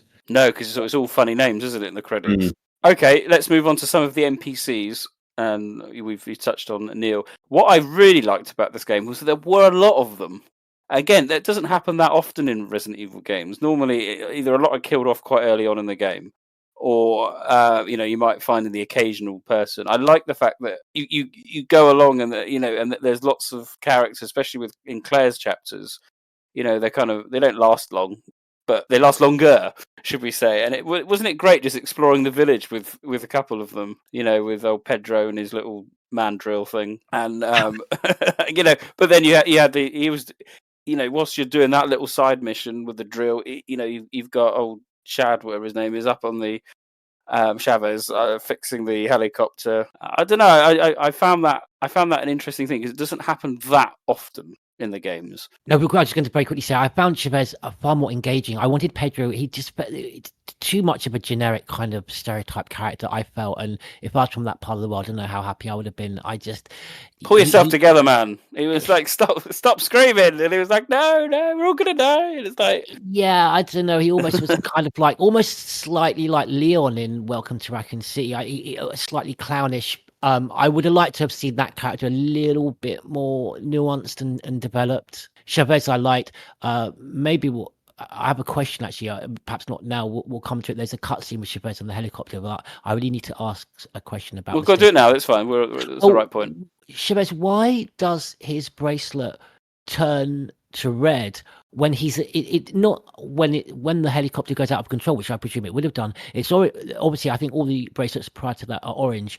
He's elated, and then so I don't know if the suggestion is because Alex comes on the radio whether she basically triggers it herself, but she does. Yes, good question. Okay. Yeah. No. I know where you're going with it. Yeah. Because like I say, it changes to red while he's elated before he actually then gets the horror and he starts to try and cut it out. But I don't know if that's a mistake. Alex says you're cheating. Oh, so she activates it then. Interesting. Yeah, really good point, GC. Yeah. It's not through a fear. Continuity error. I don't know. No, I don't think it is. I also like the fact that there is some hints to Revelations 1, isn't there? You've got, was it Gina Foley? The sister is a member of TerraSave, and she's a sister of Rachel, who's in the original Revelations 1. Which is quite nice. And Neil is I can't quite remember. Batman would know, but isn't he under the tutelage, or was under the tutelage of Morgan Lansdale? Wasn't that the general gist that he was trying to do? Well, Alex Wesker alludes. I didn't know. I don't know the answer to that, but I know obviously Alex Wesker says this herself. That he was good. I think she said he was sent in her kind of speech to him when she kind of betrays him and injects him with Ouroboros. Doesn't she say, Lansdale was before he went down, passed the torch on to you. Yeah, that was it. Yeah, but we don't. I don't think we quite know the relationship. And there's another controversy somewhere, isn't there, about the Silver Fox list? Batman would know. There's a list that he's got, that Neil's got. And I'm sure I remember somewhere that there's like a logo, which is on top of it, and people have said that's the Silver Fox list, which is Silver Fox being, I think it's a Silver Fox of Morgan or something like that. When you talk about list, you just reminded me. I mean, again, ups and downs. I really am not a big fan of the opening sequence of this game, and with Fisher walking around with the. That's what it is. That's the clipboard. I think people have examined it and gone, "Oh, he's a member of the Silver Foxes or something like that," which was Morgan. I don't know. Just the way he's walking around with it, like this is my dastardly plan, but he's actually with him to the meeting is just ridiculous. So let's talk Neil then, because that's a nice segue in. So, Sean, you were mentioning for people that perhaps don't know that in the game, at least the English game, there's the hint and the tint that Claire and Neil were an item of some description. It's not massively obvious, but she just shows signs that she cares for him perhaps more than she should. Like I say, she doesn't lay out that she's an item with him, but when she finds out Neil might not be entirely what he should be, she's like, Neil, it can't refuse to believe it, kind of, whereas in the Japanese version it's very muted at this point. So they put a greater emphasis on her feelings toward Neil at the moment of the reveal that Neil in line with not TerraSave ideals, let's say. But it's, whether you want to go down that avenue of that, the fact that she's romantically obsessed with him or anything like that is is within the eye of the beholder. I played Revelations 2, Resident Evil Revelations 2, and whilst I do feel it's bizarre that she has an emphasis on him so much, I didn't identify that as her being attracted to him or involved with him in any kind of capacity. I think I think when I played it, I just more saw it from the point of view that she's disappointed by a superior as such. Yeah, they make the point, don't they, that this is your boss, Moira. That kind of. Well, with that in mind, though, what do we all think of that? Am I reading too much into it? The moment just before he turns and he puts his hand up to caress her cheek. Did you spot that just before he completely Ouroboros takes him completely over? While he's kind of in the throes of the mutation, he's on the ground. And he looks up at her, and it's quite tender. He goes literally to stroke her cheek, and then just the Ouroboros just takes over. Probably a callback to Steve, isn't it? The Steve. Well, but that cutscene exists no matter if it's the Japanese version or the English version. So exactly. True. Yeah, I'd need to rewatch that. If that is, and I'm not doubting what you're saying there, GT. If that is there, then there was clear a greater intent. I mean, I am a romantic, so I might have been reading a little bit too much to it, but he does clearly put his arm up, his hand up, just like he does. Yeah, interesting. I will share in his fate, and then I will surpass him. What are you trying to do? Escape.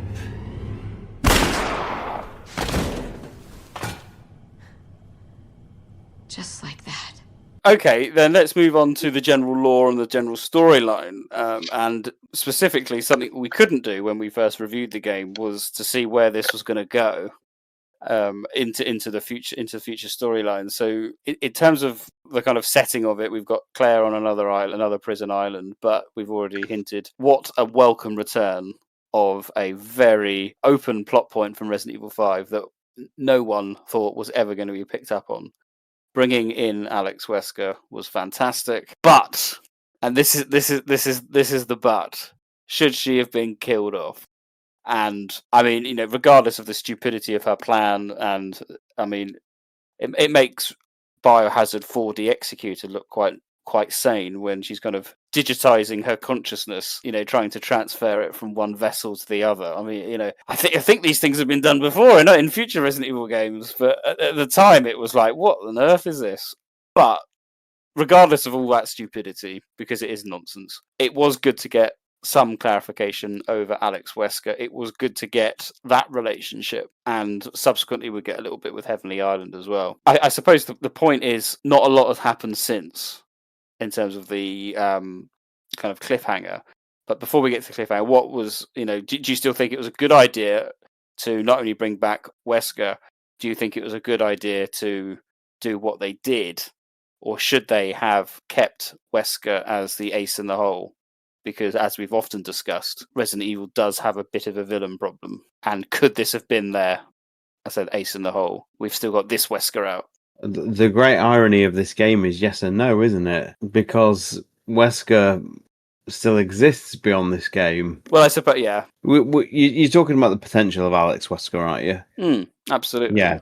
If we envisage what we thought of Alex Wesker back when we read that RE5 file, I don't think anybody, not a single person in the fandom, A, knew she was going to be female, and B, thought she was going to do this digital transportation of her psyche into another body. That's out there even for Resident Evil. But at the same time, I'm kind of admirable for the fact that they followed up that plot line, because we talked many times in this podcast that that's never going to be followed up. They're not going to pursue that. Once we realised that Simmons wasn't Alex Wesker, I think we'd kind of been resigned to the fact that this was never going to be a plotline that was going to be followed. But I don't know whether it was satisfying enough, and I think it asks way too many questions.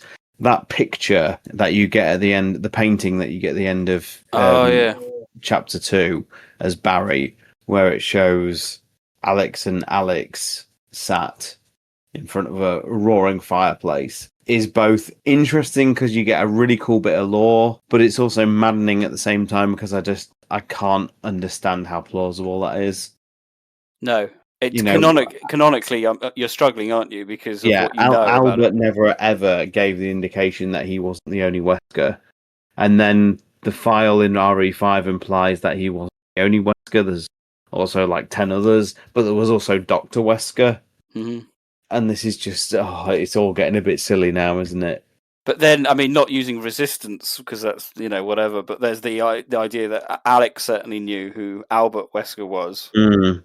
They knew each other's surnames. So she was sitting there posing for this photograph, knowing exactly who he was. Mm. It's nice, but it doesn't quite, as you say, it doesn't quite gel. So you just got to kind of, perhaps it's a doctored photograph. I don't know. Sorry, I was just going to quickly add. I mean, is it a photograph? I mean, it looks to me almost like it's on canvas. Perhaps it's a painting that Alex commissioned. I'd love to get a painting commissioned of me standing next to Glenn Hoddle. Yeah, I mean, I thought it was a painting, to be honest, but it's problematic. As cool as it is, and I commend them for bringing Alex back, but it did not come, as is usual with this series, it did not come without its own problems. No. And I think we're used to this now, aren't we? But nonetheless, Barry keep calling her She Wesker. That She Wesker. She Wesker. Oh my god! What I did like was the use of her modus operandi, if you want to call it that, her plan. It's in line with what perhaps Albert Wesker would want in terms of immortality. That kind of follows with Spencer's plan. And this kind of idea to stay, being a god, albeit on a smaller level. She didn't have the world ambitions that Albert did, but was able to use resources to try and forward her own research to, live as long as possible. And I think that was good. I like the fact that they dragged in Albert Wesker through the use of the Ouroboros virus. I think that was a really nice touch. What I like about more is that when she fails at her attempt to kill herself, she ends up resorting to Albert's plan. Well, that's the other touchstone of it. That's really quite interesting because she goes for their own plan that she thinks is going to succeed in the same way. Exceed his plan that failed, but she inevitably ends up just going back to his plan in the end, which is kind of interesting. I think that's something that gets missed a lot.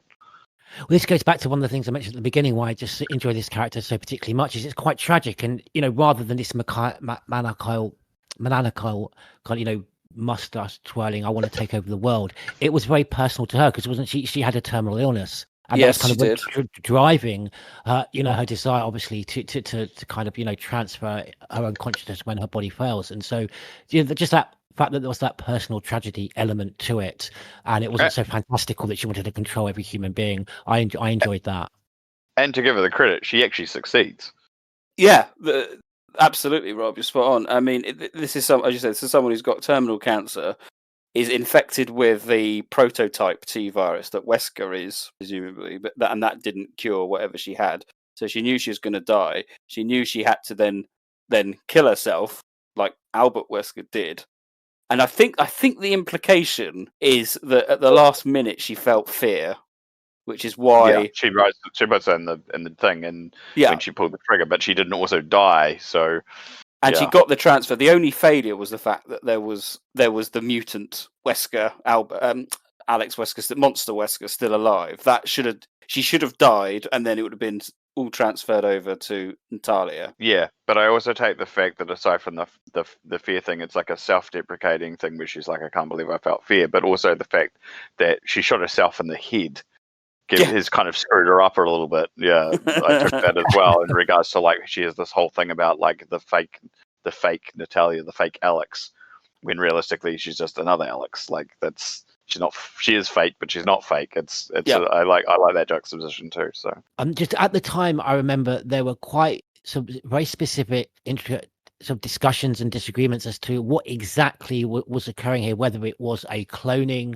whether her actual consciousness, was being transferred over. And I don't know if it'd be the right moment to mention it, or we're going to come to it later. That cut scene when she's throttling Natalia, and she's sort of questioning, why are you still alive? Why has this not worked? And would you say that moment when she's throttling her and she sees an image of Natalia in her eye, that moment when Alex screams and recoils back, occurs after Natalia has been asphyxiated?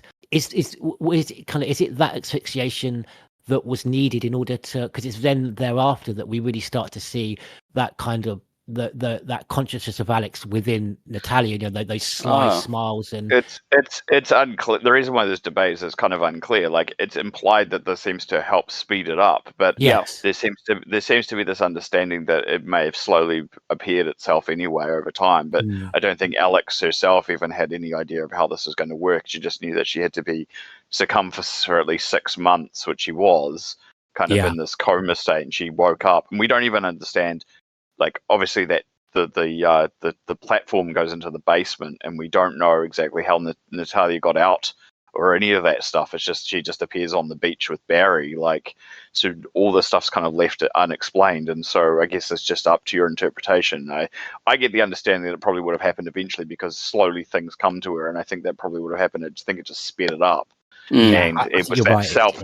The recall is more about that self-recognition of like Alex reminding herself of what Natalia actually is, I think. Because we before that, I think you're right, because before that, all we get is ever so slight kind of wry smile, that something's not quite up. And Natalia, is she setting Barry up? Is she sending him down the wrong path? But yeah, I agree. I think, it definitely speeds up the process, but probably would have happened anyway. I was going to say, do you think the revelations in this game are better than the revelations in Revelations 1? Well, I don't understand. The only thing that got me to understand Revelations is when we did a podcast, a long time ago, and Batman did that. It's stuff of legend. You should put an audio version of it on the website. It was on another podcast, and he just gave a narrative, explanation of Revelations.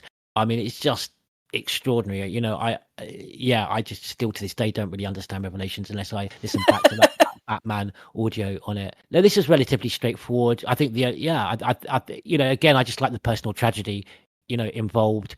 And whilst, because I'm kind of questioning myself. I've had a go at Village and other Resident Evil games for being far too fantastical and taking it well away from kind of some of the more grounded themes and psychological horror themes that I like. But I just think it's just how it's presented, isn't it? And we spoke about this before the podcast recorded about fantastical that happens in the film 28 years later. But if it's handled as best it can, and with this game, I think it was handled in quite a grounded way, in the sense that it related back to a personal tragedy. Alex is her terminal illness, and then that it's, I suppose, personified in the Natalia character. It doesn't feel so fantastical, and then you get that slow, gradual, nuanced transfer into Alex Wesker. I found that all quite fascinating, and then we're left, of course, with that ticking time bomb. And I really am. I'd love to see that narrative continued. Fear is the whole driving narrative of this entire game. Like, that's where they've obviously set off from. It's obviously Alex's weaponized thing to find a suitable candidate, but it runs through the characters. It's the fear of death. It's the fear of outcomes. It's the fear of weaponry. It's the fear of everything. Fear is the constant driver of all the elements in this plot, and it's done. That, for me, is one of the things that holds up so well rewatching the cutscenes and playing through this game. Like, just that narrative. I mean, even the ending, which I completely forgot about, is dictated entirely on who shoots Neil. So you either get the bad ending if Claire does it, or the good ending if Moira does it. And it's a bad read decision to make the anti-gun person have to shoot someone in the head. I don't think that plays particularly still well, but the point underlying it is still to do that overcoming of fear that Moira's previous tragedy in her life essentially was driven on the fact of repeating the same mistakes, and that's why she is gun avoidant. Barry's anger towards her and his mistreatment of his daughter is a fear of loss and a fear of what he's done that is unrecoverable. Claire's is a fear of of the control, and I think that's where the Neil thing kind of falls into, that someone who is in charge of this can be so easily corrupted. And then you've obviously got Alex and her fear of not being able to succeed on her plans, and this disease that's rotting away in her is actually fearful, but she doesn't realize it until the last moment when she pulls that trigger. Will her plan actually work? And then you combine that with the idea that she used fear as a test. It's a really, really well thought out idea, and I really, really enjoy it. And it's something that I thought more of the second time through, knowing where it was going to conclude. So yeah, really, really interesting throughput, and I think that's what a really good way to bind all these characters, which adds to that thing that you were talking about, GT, that there's a tangibility to the way this is presented, which makes the more fantastical elements not seem as absurd. Yeah, really interesting points. Yeah, absolutely. Just very quickly on the endings, as much as I love the intrigue of the good ending, who here, like myself, I kind of prefer the bad ending. I just love that Natalia, how she's presented in the bad ending. I'd never seen the bad ending until literally this week, because I completely forgot how you get the ending. And so when I was watching the cutscene after the Neil fight, and then the thing came up to choose, and I was like, clear, okay, fine, whatever. I just jammed the button or something and didn't think about the consequences of it. And so when I got to the ending, I was like, wait, this isn't the ending I know. Oh, wait, have I got the bad ending? Oh, no. Oh, shit. And then it played out. I was like, okay, that was kind of cool, but damn it. Yeah.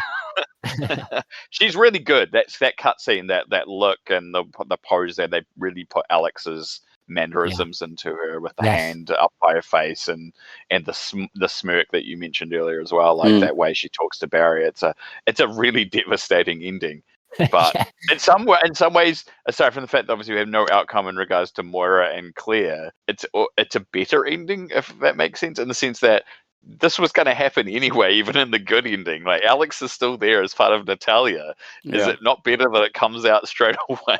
Yes, yeah. Rather like Christmas next year. Yeah. Yeah, or 3 years down the track or whatever it is. So what do we think? Do we think that Natalia X, if you want to call her that, is ever going to be followed up again, Sean? I'd like to think so, because it's that big a cliffhanger. But with this series, who knows? Who knows? I'm reminded of all the early theories of the Cassandra and what were they called from Village. And go, oh look, that one's. Everyone was kind of working out whether one was Alex or Natalia. It was all good times. Really? The oh my god, the early fan theory. Good times. And the thing is, it was so well rehearsed. It was well researched.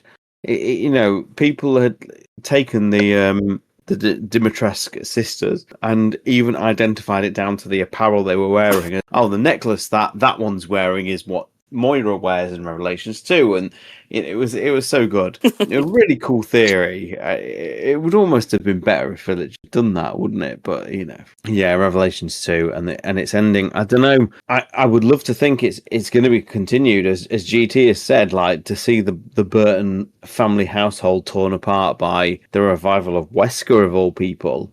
What greater betrayal in Burton's household would that be? Oh, of course, yeah.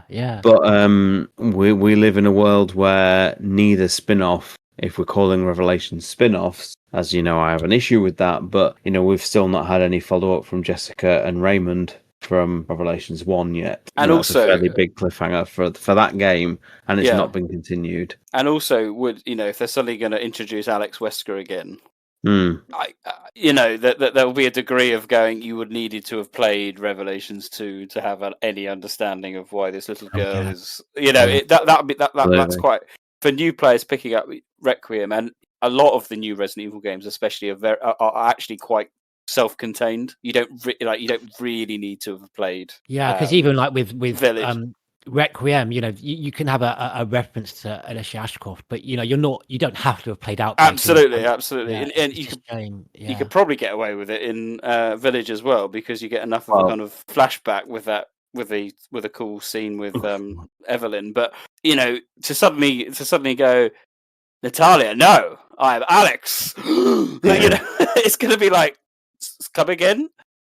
Yeah. That'll be a hard sell in a mainline game. Going back to what GG just said, I this is part of the reason why I don't think the Alyssa that we're going to get presented with in Requiem is anything like the Alyssa we know. Oh, it will just be she's a survivor of Raccoon City. Yeah. That will be should be an entirely new character, and that's an issue with the series. This is a problem when you've got a canon that expands, nearly 30 years. It's a canon that has been restarted. I suppose in some ways, Nick, I mean, not to diverge this too much, but we all know that on the Discord and the podcast and everything like that, you're a big Star Wars fan. So in some ways, the remake timeline being introduced to the series is not too dissimilar from the Legends and the other canon, whatever they call it in Star Wars. Well, yeah, just the new canon. Yeah. In that you had a canon, and then at some point, you had Disney come in and do their own spin on what that canon was. You've kind of got Capcom doing the same thing. You had a canon, and then the remakes are kind of introduced. And at one point, the remakes were kind of their own thing. But now with Requiem, we're seeing the remakes have bled into the mainline canon. Yeah. And it's like, where do the spin-offs sit in this now? Yeah, it's a good point. I mean, there's all sorts, isn't there? I mean, I personally sat for a long time listening to the radio in this game because it's the only reference I think you've ever got to damnation. If you just listen to it, eventually it says Svetlana Blackover. The CGI movies. How important are they now? That kind of thing. They're very rarely mentioned for what we now believe to be almost like legal reasons where they're not referenced directly. I think you've mentioned the only singular reference. It is. Yeah. Anything unique about the CGI movies? This is the only time it's mentioned in game. There's never been any reference to Downing or Curtis from Degeneration. There's never been any reference to Fear, I suppose we have, but anything Infinite Darkness, Death Island, nothing yet. So it's a nice little kind of Easter egg if you're listening out for it, and that kind of brings itself on quite nicely to the general legacy of this particular title. Something we started at the beginning of the podcast chatting about. And where it sits. I still think so. The notes I've got here in my thing. What was this game's impact? Would you recommend it? They're the two kind of elements that I wanted to discuss with you guys. But I think the impact of the game at the time, sadly, was quite low, and I think this is reflected in the sales of the game.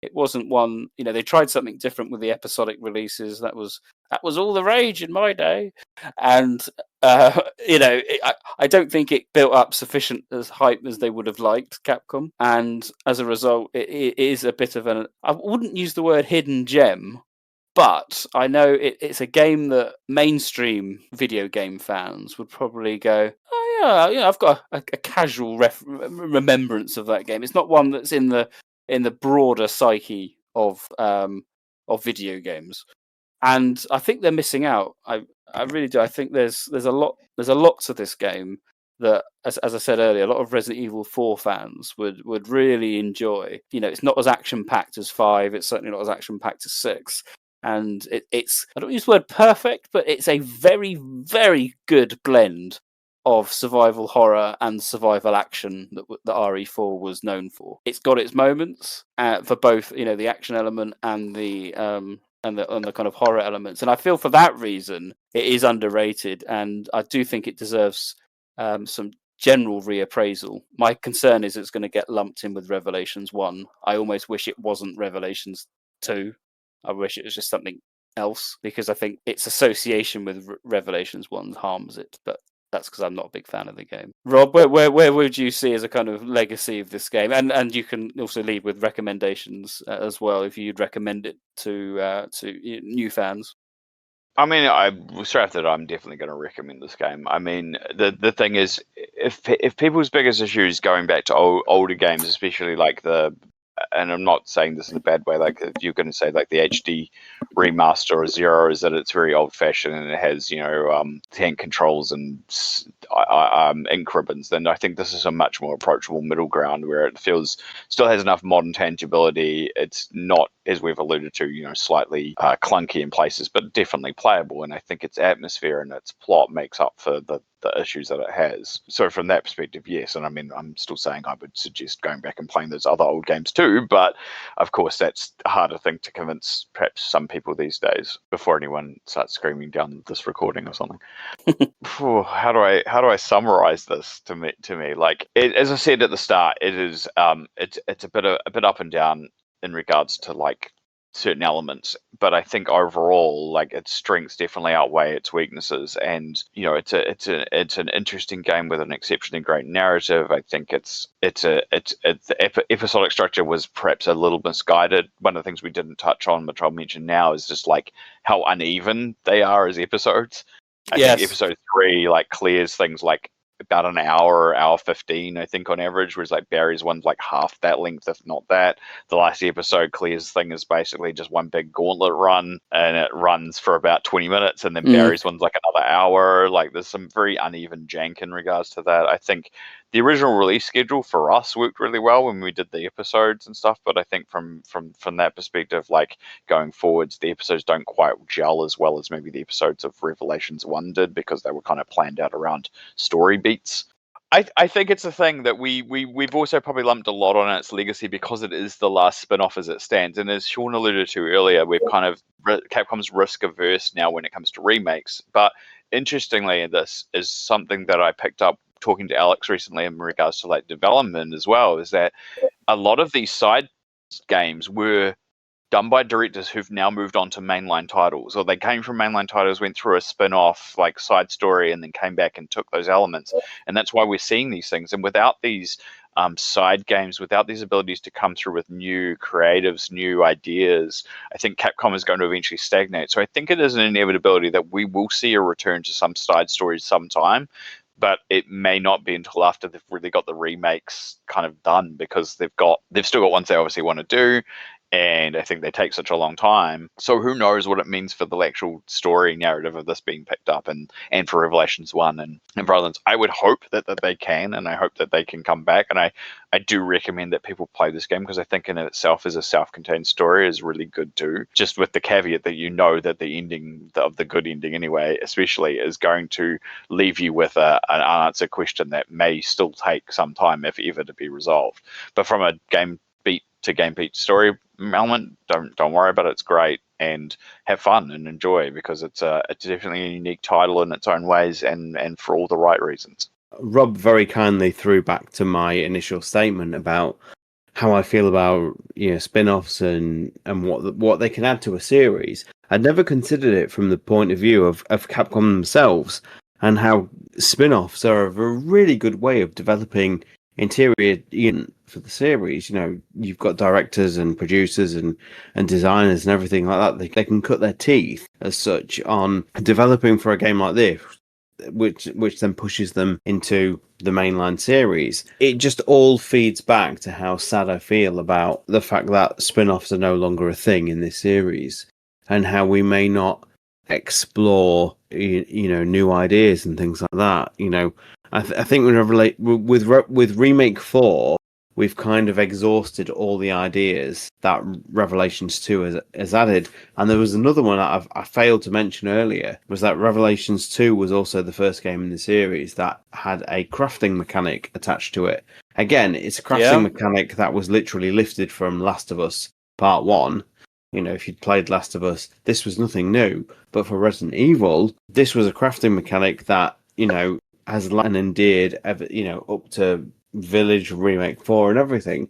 The crafting mechanic has existed since that title, 10 years on now. And so we've clearly mined Revelation 2 for all it's worth. So where do we go from here? We've obviously got Requiem on the horizon, but how much new is that going to bring? Well, we don't know, because it's clearly a secretive project. I don't know. I feel we need spin-offs more than ever now, because if we do get a Code Veronica remake or a Resident Evil 5 remake, what more can they explore in terms of gameplay? What can they extract from previous titles? I feel they've mined the resources as much as they can now. And like Rob said, that at some point this is going to have to pay back and try and do something new. It's going to have to. The legacy of Revelations 2 is that spin-offs are wildly important if you're developing a multimedia franchise, I think. Would you recommend Revelations 2? Absolutely.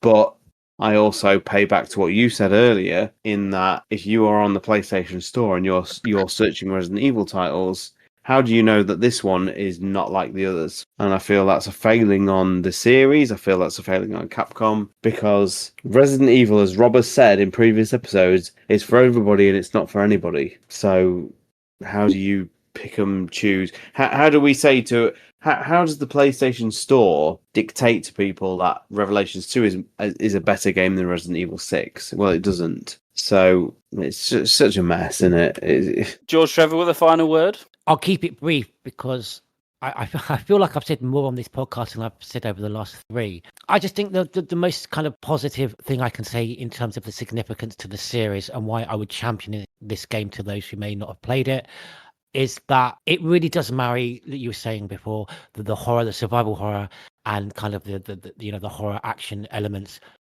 perfectly. And again, all due respect to Resident Evil 4, but I felt for me the only aspect of that kind of felt particularly survival horror was that kind of section with Ashley that almost mirrored the Resident Evil 3.5 that, my word, I so wish we had, the Yasuhisa Karamura's, kind of experimental gameplay, the Hookman and the castle stuff that we got with the fog. But that had Leon, going through this kind of gothic style area with a torch, and we got that with Ashley. But other than that, I just felt for too much heavily action orientated, although obviously game in itself. But this, for me, like Dead Aim before it, another game that I may have played and I championed so much, it really does marry those two elements perfectly. There are pacing elements, pacing issues to it. Rombi's absolutely right. It takes you. I mean, one chapter takes an hour. The corresponding chapter with Claire takes about 20 minutes. But overall, I so desperately want to give it 9, but there were too many. And I think also, some of the jankiness and the texture issues are obviously just down to budget. But with what they had, my word, I'd like to know who this team was and whether they kind of went on to, further things with Resident Evil, because they did so much right. It's got a wonderful horror atmosphere, and definitely check it out. It marries both styles wonderfully. Thank you, George. I think that's a nice ringing endorsement from the team here. I would echo those views. But that does bring our discussion, our retrospective look back on Revelations 2 to an end. We've just got time for this podcast edition of Neptune's Biohazard Quiz. The ultimate test of Resident Evil knowledge returns. 100 podcasts later. Jesus Christ. What kind of fucking question is that? I'm getting a big fat 0 this week. Yeah, I'm not going to get any of these. I'm not going to say anything because I know that you'll just change the answer or something. Like, you don't even know what the answers are. Can I just ask, have you had all of these questions independently verified? And still things don't quite go to plan.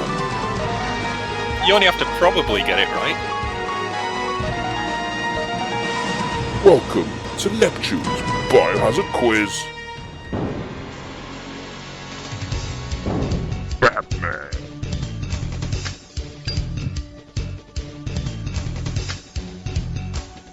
Star Tyrants. George Trevor. Robbie McGregor. Mr. Spencer.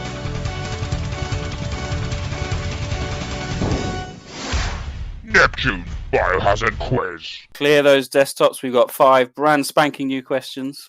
Here we go. Question number 1. What word is clearly visible on the odorous chemical item in Revelations 2? There's a word on the odorous chemical item. What is it? There's 2 words. I can't read one. I could read one. I can only read one of them. Question number 2. Yeah, you could get a bonus point if you know what the other one is, and I'll just assume you're correct. Question number 2 is, what gun can you purchase after completing the game in countdown mode that can be used by Natalia only? Question number 3, this one comes in from AJ on the Discord, it's quite a good one. In the original Resident Evil 1, when playing as Jill, and Barry comes in and kills the Plant 42 with a flamethrower, if you speak with him again, he refers to the guardhouse with a unique name. What is it? Bloody hell. Question number 4, in honour of the latest news. In Resident Evil Survivor 2, you can unlock Rodrigo as a playable character. He carries one item with him. What is it? I think this is in dungeon mode only.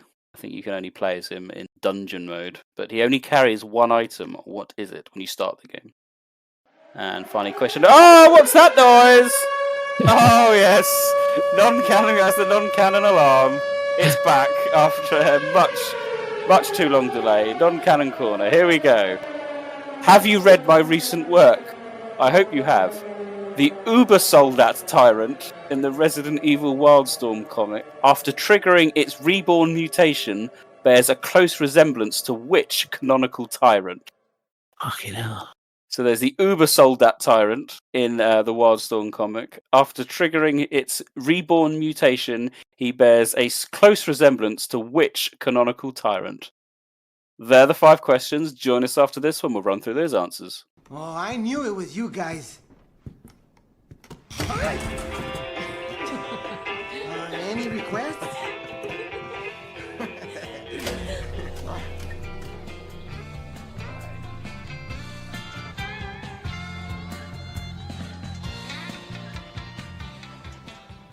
So my notepad is absolutely blank.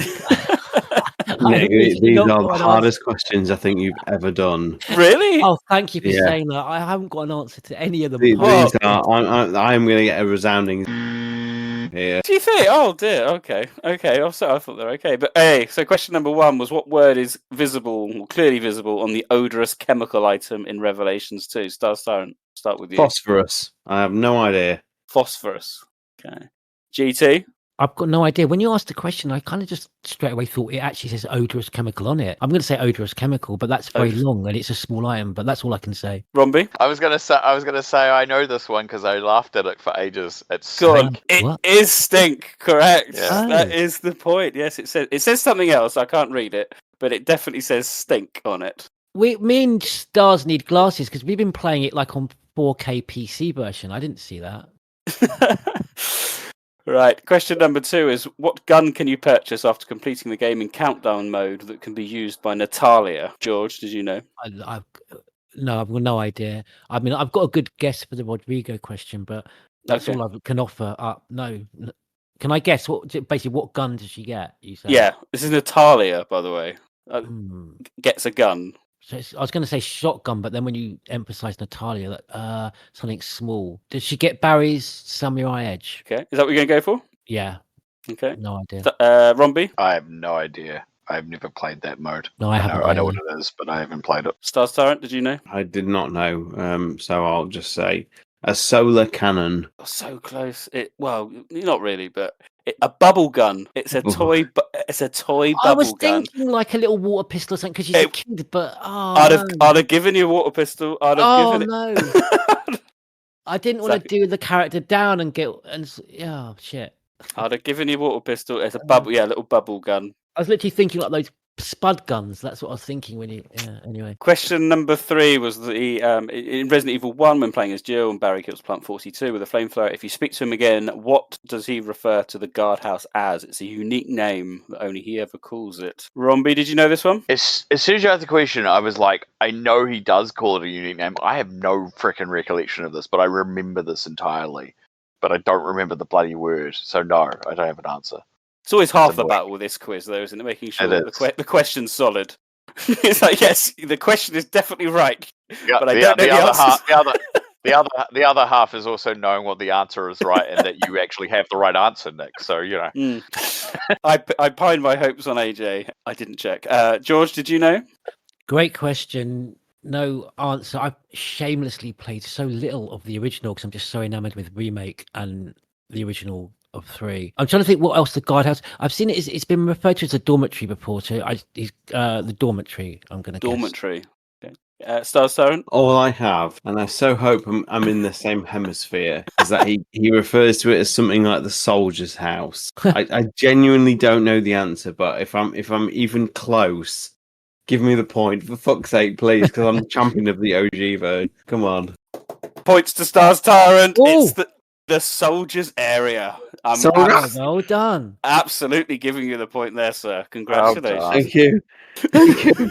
I've saved myself from 0 out of 5. Thank you, AJ. I'm coming for him now. Yep, he refers it to as the soldiers' area, which is interesting because there's not that many clues that there's. It was used for such a thing. It kind of was, kind of wasn't, but yeah, interesting. It's a dormitory, so yeah, I just assumed dormitory for scientists, not soldiers. Exactly. Yeah. Lab. Oh, right. Tense. Question number 4. In Survivor 2, you can unlock Rodrigo as a playable character. He only carries one item with him. What is it, George? You seemed semi-confident. Well, this is from Survivor 2. Yes. Yeah, I remember when I bought this game, I'd driven all the way from Bristol to Bath to buy Code Veronica, which became one of the greatest video games I've ever played. So obviously was all over Survivor. I bought a PlayStation to play Survivor. I put it on. I was so appalled. And I literally played it for like 30 seconds and then immediately just turned it off. I've got no idea. I mean, we obviously all relate the the lighter with Rodrigo. I'm just going to guess lighter. Lighter. Yeah, absolutely. Stars Tyrant, did you know? The knife. Romby? Yeah, knife. Is the knife. It is the knife. Congratulations. Yes, it's his dungeon mode. George, that you might not have gotten to that. He's only playable on that, but I still to this day have never unlocked him. No, I think it's quite tricky, isn't it? Yeah. But yes, he only carries the knife. That's your reward. Finally, question number 5 was non-canon corner. So the Uber Soldat Tyrant, which the name Soldat, of course, used in Village. The Uber Soldat Tyrant in the Resident Evil comic, after triggering its reborn mutation, bears a close resemblance to which canonical tyrant? It's guessable. You've got a choice of what? I don't know, 10, 11. Let's start with Stars Tyrant. What are you going to go for? Talos. Talos. Okay, interesting. Romby? I've got no idea, so I'm just going with the Nemesis. The Nemesis. George Trevor? I don't want to give my answer because I've forgotten the fucking. It's a kind of like. Oh no, because I basically want to say the tyrant in Dead Aim with the big hands, but I've forgotten the bloody code for him, and I wrote an article on Dead Aim. My brain is a 091. Yes, that one. Big hands. It's no points to anyone, I'm afraid. The answer is the Hypnos Tyrant from Survive. Why is that? Well, he does. It looks a little bit like him. Is that just your opinion? Well, yeah, obviously. Yeah, well, it should be more official than that, like a Capcom. I don't know. Well, it's a T103. So the Uber Soldat is presumably a T103 type thing. It's not a very strong tyrant, and then so this is a quiz where the answers can just basically be based on your subjective opinion. And also, as you said at the beginning, if you don't know the answer, just give you the answer, and you'll just presume it's correct. Oh well, that's only for the other word on the odorous. Would you like me to explain my thinking? Behind what? You called it. You say it's called Uber Soldat. It is, yes, that's right. Right. Okay. So Soldat in Village is a humanoid being that's fused with machines. So I thought, what fucking tyrant is similar to that? And I thought, well, the Talos is. Yeah, no, I get it. Yeah. That's a better answer than yours, Nick. That's got fused machine parts. And you tell me it's wrong, so this means this quiz, I was never meant to fucking win it. So, Nick, fuck you. Let me send you. I'll put it in the chat. There you go. Load up. Uber Soldat. It doesn't have any correlation to anything canon in the series. It's fucked. Oh, that does do No, it's not. Yeah. I think we need to employ a referee for these quizzes.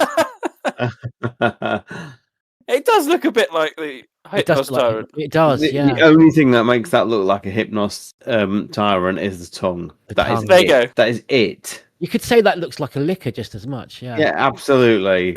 Nick, this is fraudulent as fuck.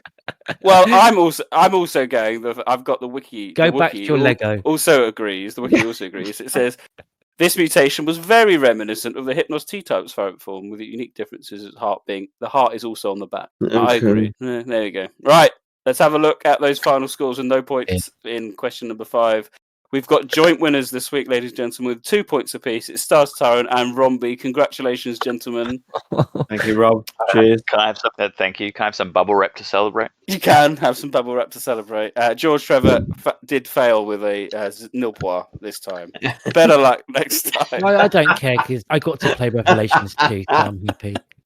You're happy. We're all happy. That finishes the quiz. Join us next time where we'll have some more questions.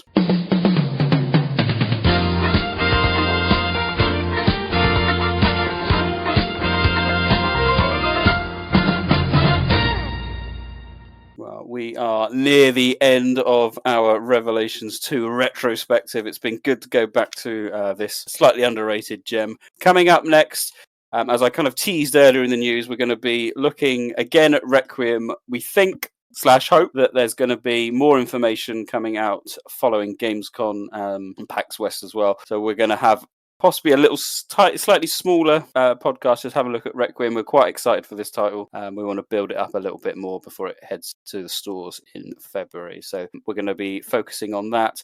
After that, we're probably going to then be in the territory of Separate Ways. Happy birthday, Separate Ways, because that's going to be about 20 years as well. We're quite excited to play through Ada's mission again. So on that note, I'd like to thank everyone for listening. Hope you all have enjoyed this retrospective look back. It's goodbye for me, Neptune. Goodbye for me, Stars Tyrant. Goodbye for me, Romby. And it's goodbye from me, George Trevor.